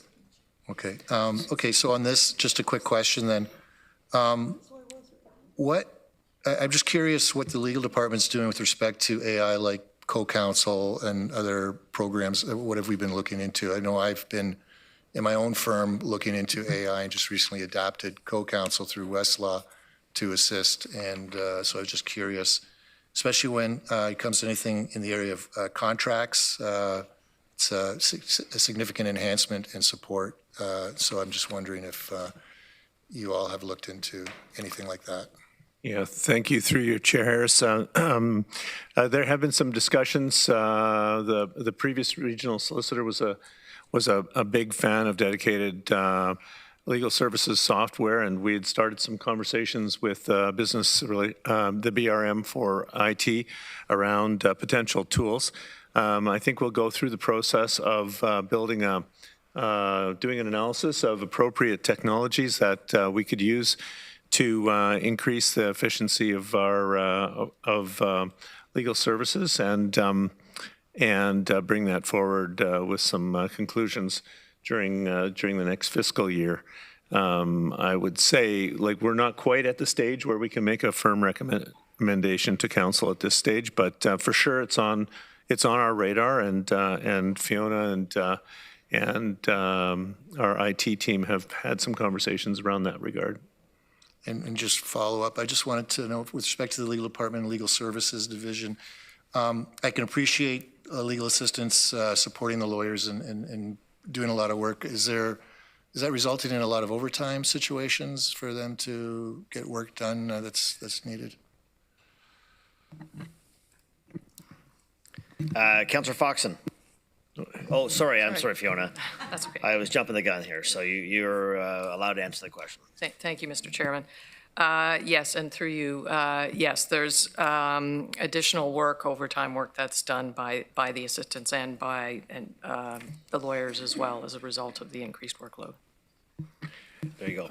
I Councillor think Foxon. If I might augment that, the key impact and the core of the business case for those services is that because we're a bit short-staffed, we have a very small legal team relative to our demands.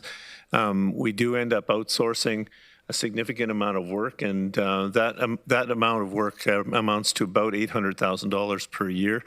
For the last 2 fiscal years, so including 2024. So I think that's the essence of the case for some increased staff there. Our combined costs on a per hour basis for in-house counsel and legal assistance is about $183 per hour, if my memory serves me correctly. Whereas we're billing between $400 and $600 for external counsel. Thank you. Councillor Foxon. This one's a difficult one for me because if we go ahead and hire, we just seem to always go to outside help as well because they don't have the expertise or whatever. I was going to bow to Fiona. What would you say of that? Would this actually eliminate going to outside help? Through the chair, this would not eliminate going for outside help entirely. There's been an increase in needing external counsel for more routine matters that would be done by an in-house solicitor and an in-house legal assistant. There still remains specialized litigation that needs to be sent out or specialized legal advice in areas of law where we don't practice, but it will reduce the amount that's spent. Thank you.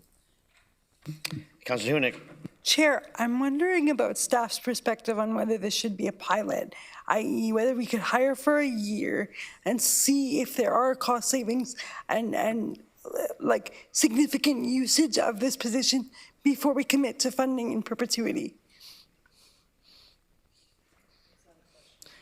Staff's perspective. I know Rod or Fiona want to jump in there, Rod. Yeah, through you, Chair Harris. I guess I'm looking at the challenge of recruitment here and thinking to myself that offering a seasoned solicitor temporary placement with the region is certainly not an attractive proposition in a competitive marketplace. So I would hesitate to. Sure. I would hesitate to jump on that idea, frankly. Thank you for your insight. I will withdraw my proposal. Okay, Councillor Shantz. Can I just clarify? We talked about a solicitor that is going to come up later. Does this assistant go with the solicitor? Like, are they kind of a package, but we're just funding them differently? It's not, the assistant would not be dedicated strictly to that solicitor. We have presently 4 legal assistants that assist 9 lawyers and 4 real estate staff. So this would add to the pool of legal assistants. So depending on their skill sets and their experience, they would also assist other solicitors who do similar work to the position that we'll be bringing forward on the 11th. But you're also proposing to increase the legal staff, which would increase that work. Yes, that's correct. Okay, colleagues, we're going to pop that up and vote.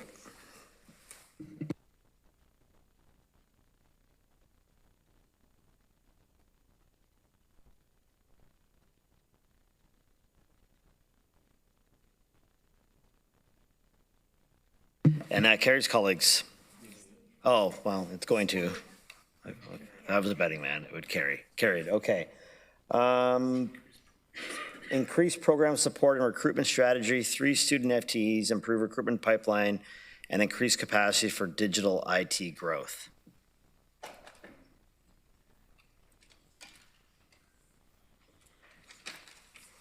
I know we would have had some time with this previously with your budget books. Councillor Hunick. Thank you, Chair. I think IT security is really important, but can you talk to me about what you're talking about when you say digital growth? I don't know what that means. Through the chair. So as the organization has grown over the last few years, as we add additional FTEs, there's additional demands on IT for service support. So that's what this growth is referring to. And in this case, this would support, these students would support backfill in areas like over vacation and that type of thing. So that we can continue to keep all like computers up to date on the latest security systems. It's deployment as well, deployment of laptops, those type of things. So it's all those elements to support people so that they can do their work. Okay, thank you. Okay, colleagues, if they don't have any other questions, so we'll put that up for a vote. We're nearing the end of the list, this particular list.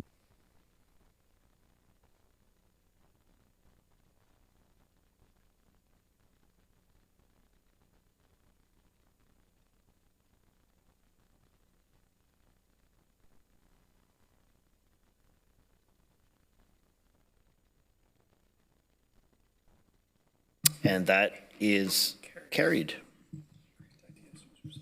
18, increased ITS user support, 2 full-time equivalents, increased capacity for digital IT growth. If no questions, we can pull that vote up to go to budget day.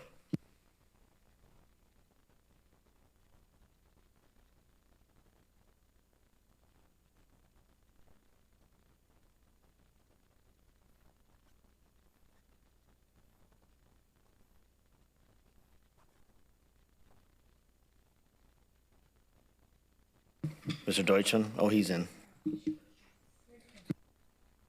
Councillor Shantz?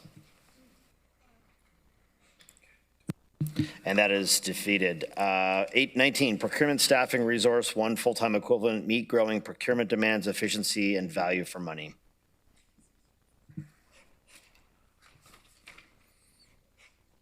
We'll pull that up, colleagues, if no questions.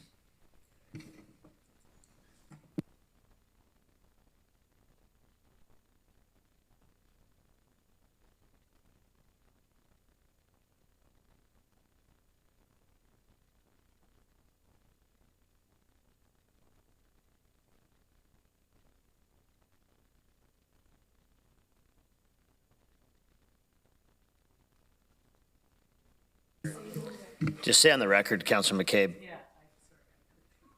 No, put your mic on and say it. I apologize, I meant to vote no. Is that what you need me to say?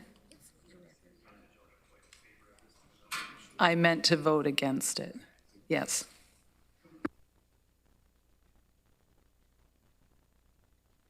We got you. Okay, thank you. And that would be defeated, colleagues. Number 20, accounts payable resource, 1 full-time equivalent to meet the increased demands. We'll just pull that up for a vote.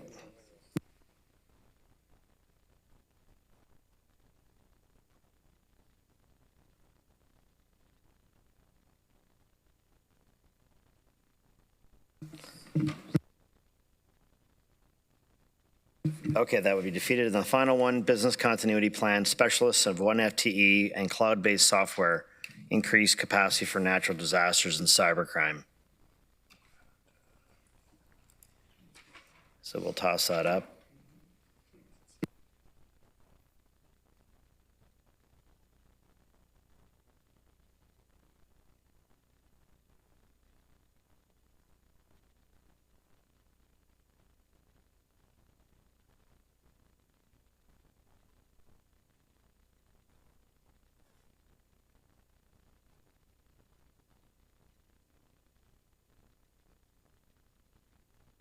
Councillor Shantz. That is carried. 7.1 reports. I'll now pass it over to Mathieu Getsky, acting CAO, to introduce the 2025 plan and budget presentation. Mathieu.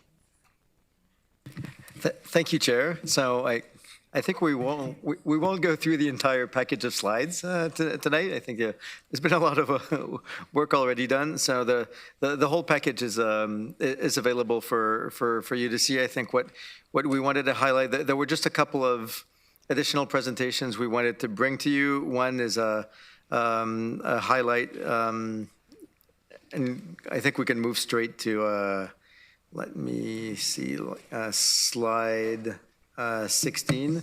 So there were two elements that, two substantive elements that we wanted to bring back. One is a bit of feedback on the community engagement work that we've done. And then the other one is to unpack part of the report that's been put in your package on responses to your questions, especially with regards to the capital program. So with that, maybe I'll just, through you, Chair, pass it over to Commissioner McDonald for the community engagement results. Yes, Commissioner McDonald, we will pass it over to you. And I will say, just before we head to downstairs, I think we're going to tap upon Chris to give council an update. He has been aggressively keying away there throughout the afternoon. So, we're gonna go to Connie, but I just want to let council know that we're going to have an update as you've asked. I think if we can, in terms of the numbers where we're at, as we break for dinner ahead of public consultation. Connie, sorry. It's okay, thank you. And through the chair, we'll be quite brief. On October 30th, we provided an update on engagement activities as inputs to our 2025 plan and budget. We went through the results of a statistically significant survey, and staff have been out in the community talking to residents, and today is really about supplementing the survey information and giving you a sense of what we've heard from community over the past couple of months. Over to you, Deb. Thank you, Connie. And thank you, Chair Harris and the committee, for allowing me to speak a little bit this evening about what we've heard from community and who we've spoken to. So as Connie alluded to, we presented the statistically representative survey to you previously, but we know that there are a number of folks that we don't hear always through that process. So it was really important for us that we did go out and speak to additional folks and get throughout the region and be able to kind of hear some of those other perspectives. So some of the summary of that actually might just go to the next slide. A summary of where we went, really focused on trying to get to all areas of the region, but specifically looking at our Youth Advisory Committee, looking at our Grand River Accessibility Advisory Committee, getting out to kind of each of the rural areas as well as various areas throughout the cities. And just a little highlight of the kind of people that we spoke to that may or may not have participated in the Ipsos Reid survey. So at the farmers market, I was able to speak to a woman who is working 2 jobs and still living in her car. I was able to speak to a security guard who's new to Canada and unfamiliar with local government. I was able to speak to at one of our library branches a group of senior women who are part of a book club, and we're very happy to have an opportunity to kind of share their opinions. We spoke with a wide range of people, from youth to seniors to Mennonites to individuals with disabilities, and to people facing significant daily struggles with housing and affordability, and to people who are just genuinely concerned for their community and those most at risk. So again, I think it was important that we added these voices to the process because they aren't people you would necessarily reach through those traditional channels. So we just wanted to kind of bring that to you. If we flip to the next slide, without going into a lot of detail, you'll see that there's some information there that we pulled out that's the nuance of different people and their kind of the perspectives that they shared with us. So from a youth point of view, there was concerns about economy and jobs, truly affordable housing, looking at alternate funding, sustainability, transit. When we spoke to folks in Wellesley, Wilmot, Woolwich, and North Dumfries, certainly looking for sort of improved transit options in the townships. throughout the townships, through the cities, et cetera. Affordable housing, looking at maintaining kind of mobility plus there, and really just sort of maintaining a small town feel while kind of maintaining growth. So we have some, and then when we spoke to Grand River Accessibility Advisory Committee, there was a concern around supports for living independently, as well as supports from Mobility Plus across the region. And then there were some general themes that we heard from all the people that we spoke to. I would say that those are fairly consistent with what we heard in the Ipsos Reid survey as well, so I won't kind of go into that detail. The other thing I'll point to is when we talk to community, we often hear, use what you already know. So in the appendix to the community engagement report that went today with your agenda, you'll see a summary of what other community engagement initiatives have found, so some being the Plan to End Chronic Homelessness, GRT business plan consultations, as well as kind of other engagement initiatives. Surveys, you heard a delegation at one of the previous public input from the Child and Youth Planning Table about the Youth Impact Survey and the Immigrant Waterloo Region Survey. So you'll find some of that data as well that we can draw into this conversation. So thank you for your time. Back to you, Chair Harris. Yeah, thank you. We've got a question, Councillor Craig. Well, Mr. Chair, I don't know if it's a question actually for staff at this point, but I think it leads to the whole issue of input.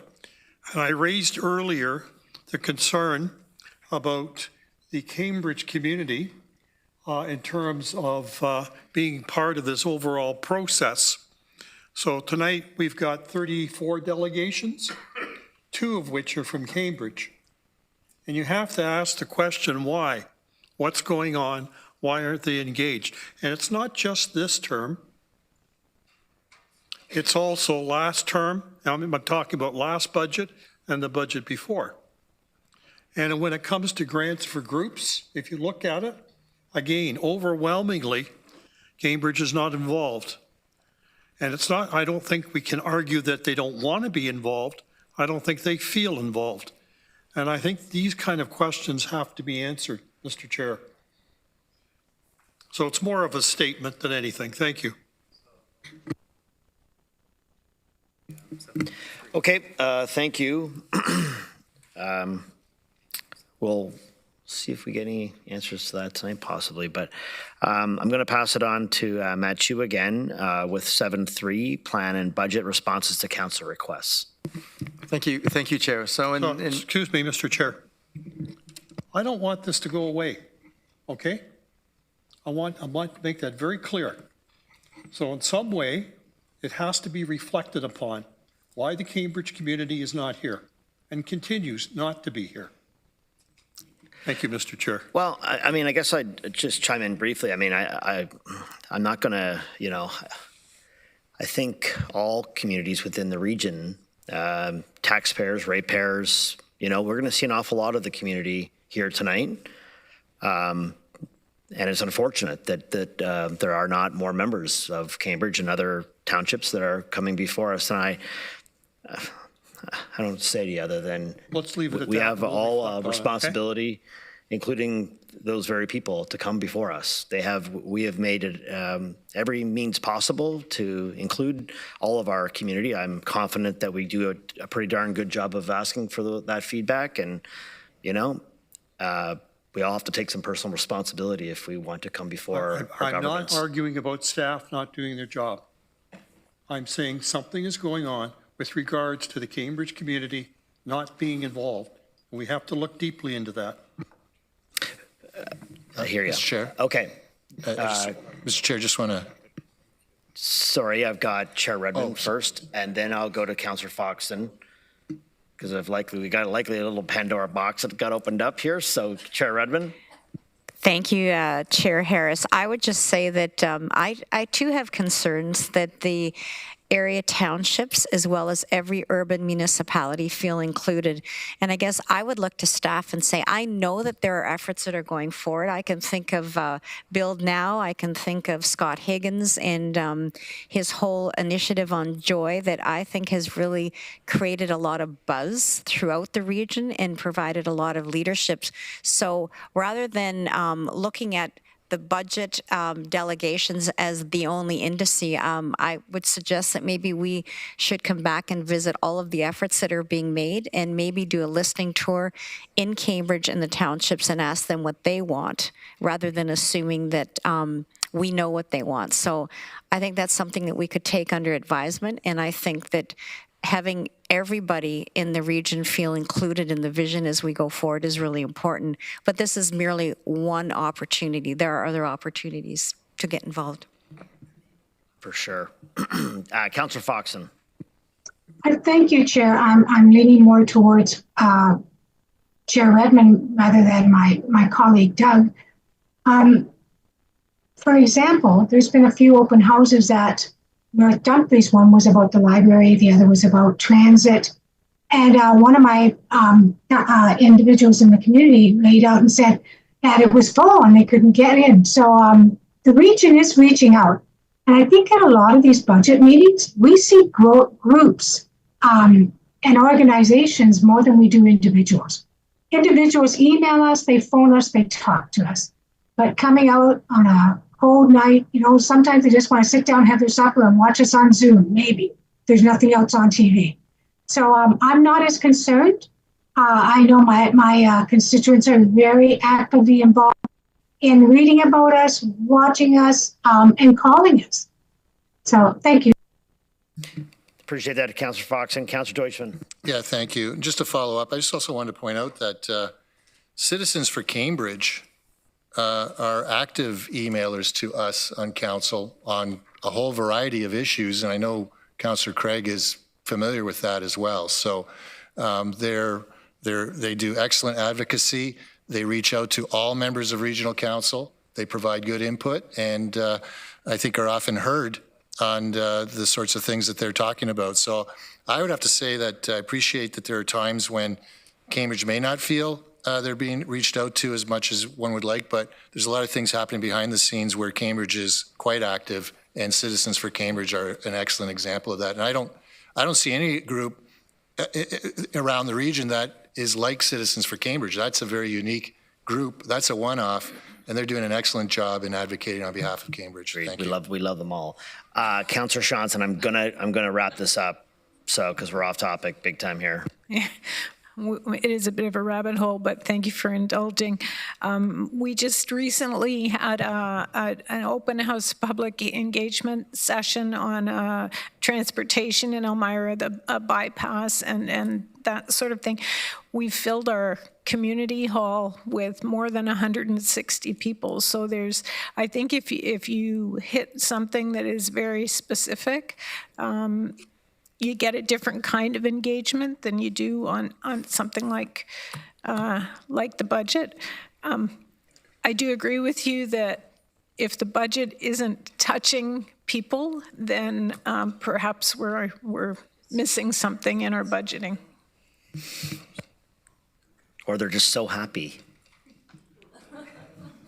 right? Matthew.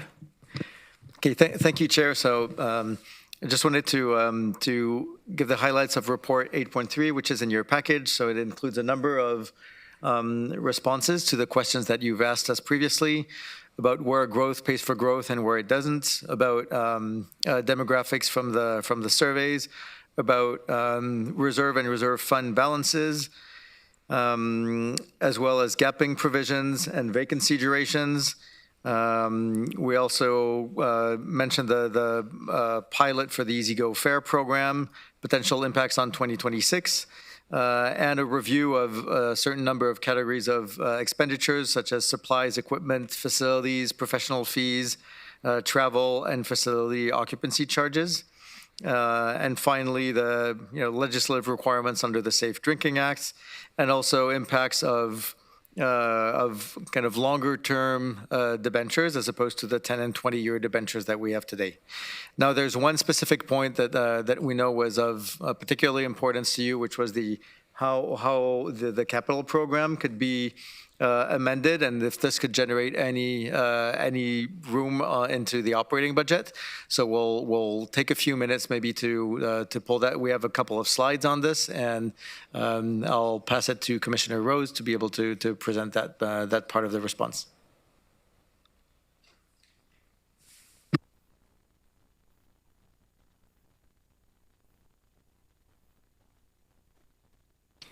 And it's slides 21 and 22 in the PDF.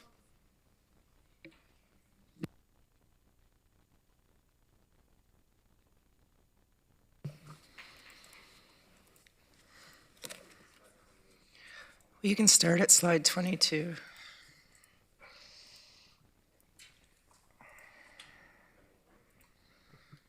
Yeah, after the presentation, colleagues, we'll have a quick update by Mr. Wilson, and then we'll head downstairs ahead of our public engagement or input session tonight. Thank you, Mathieu. So through the chair, we've provided 3 slides with respect to the capital program prioritization and what we do. There was also Appendix D, which is a part of your package that you received as part of our work for today. So through the capital budgeting process, we look at our asset management work and we look at our growth work as well, and we also consider the needs of the area municipalities with respect to active transportation and water and sewer needs, and we put together a capital program based on the needs that are identified through those pieces of work. We also, every year, we get updated costing, we get updated schedule, so we use that information to rejig the capital budget as required based on updated information that we receive throughout the year. So when we get to council, we actually have gone through in quite detail the capital budget and deferred work based on this information. We also work with finance, especially debt forecasting for development charge funded projects in order to make sure that we have the funding that we need to do the work that we need. So it is carefully balanced and it's incredibly intricate. And I'd like to highlight that for the 2025 draft budget, staff had already deferred $41.5 million in transportation, $21 million in housing services and Waterloo Region housing, $4.1 million in the airport, $16.2 million in transit, $10 million in water, and $10.6 million in wastewater. So we had done this work prior to council asking us to go back and do another review. So we did identify some capital projects that were forecast to start in 2025 and for which a deferral could allow for a lower transfer to reserves in 2025. So we can go to slide 23, please. This slide just shows, as I'd said, we get information throughout the year. So between the time that we'd put the proposed 2025 capital program together, we'd received updated costing for the public drop-off, where we can reduce the ask for 2025 by $4.3 million. And since this was debt financed, this will have no impact on the tax levy for 2025. Next slide, please. So on the next slide, we have a number of projects in roads and in roads, facilities, and community services. And Peter had already spoken about the hybrid shelter deferral. So these are some options that we have put together for council's consideration. The only one that we see as having an impact on the 2025 budget, well, the hybrid shelter, which Peter spoke about already, and then the Walker Road. So we can at this time have a one-time reduction in our contribution to the Transportation Capital Reserve, but we will need that to be reinstated in 2026. All of the other projects that are listed there will, when we defer them, there's potential reduction in future debt servicing costs. So that's the end of the capital slides, and I can hand it back to whoever's next.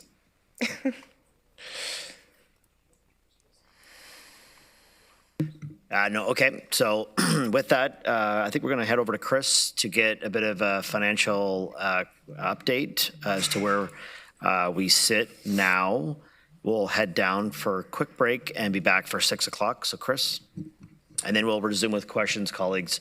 You know, after the public input session, we will reconvene the meeting.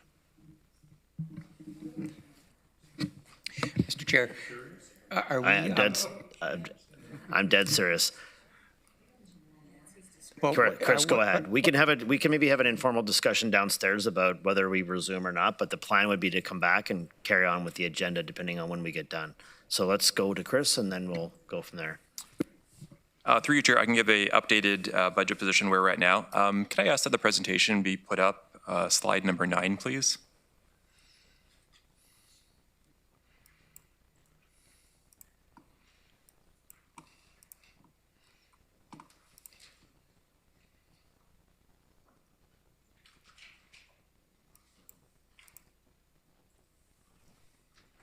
Thank you.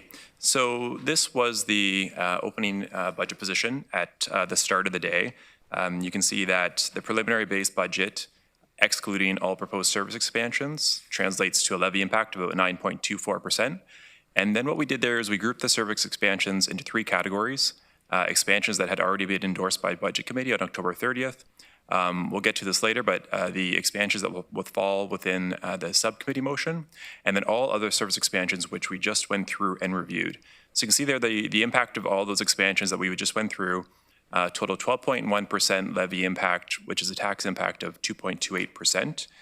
Through the amendments and items we removed, through discussions we just finished, we've taken out $2.3 million in levy impact for 2025, which equates to a tax impact of 0.44%.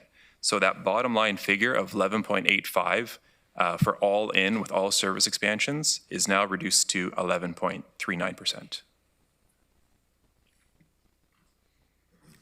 Okay, thanks a lot, Chris, for doing that for us. So we'll break and we'll be back here at 6. Mr. Chair, for those of us that may not be back this evening and online, like, is there a possibility that we may reconvene at 9 in the morning like we had allocated time for? I think we'll have a quick conversation about that downstairs and then sort that out either when we come back at 6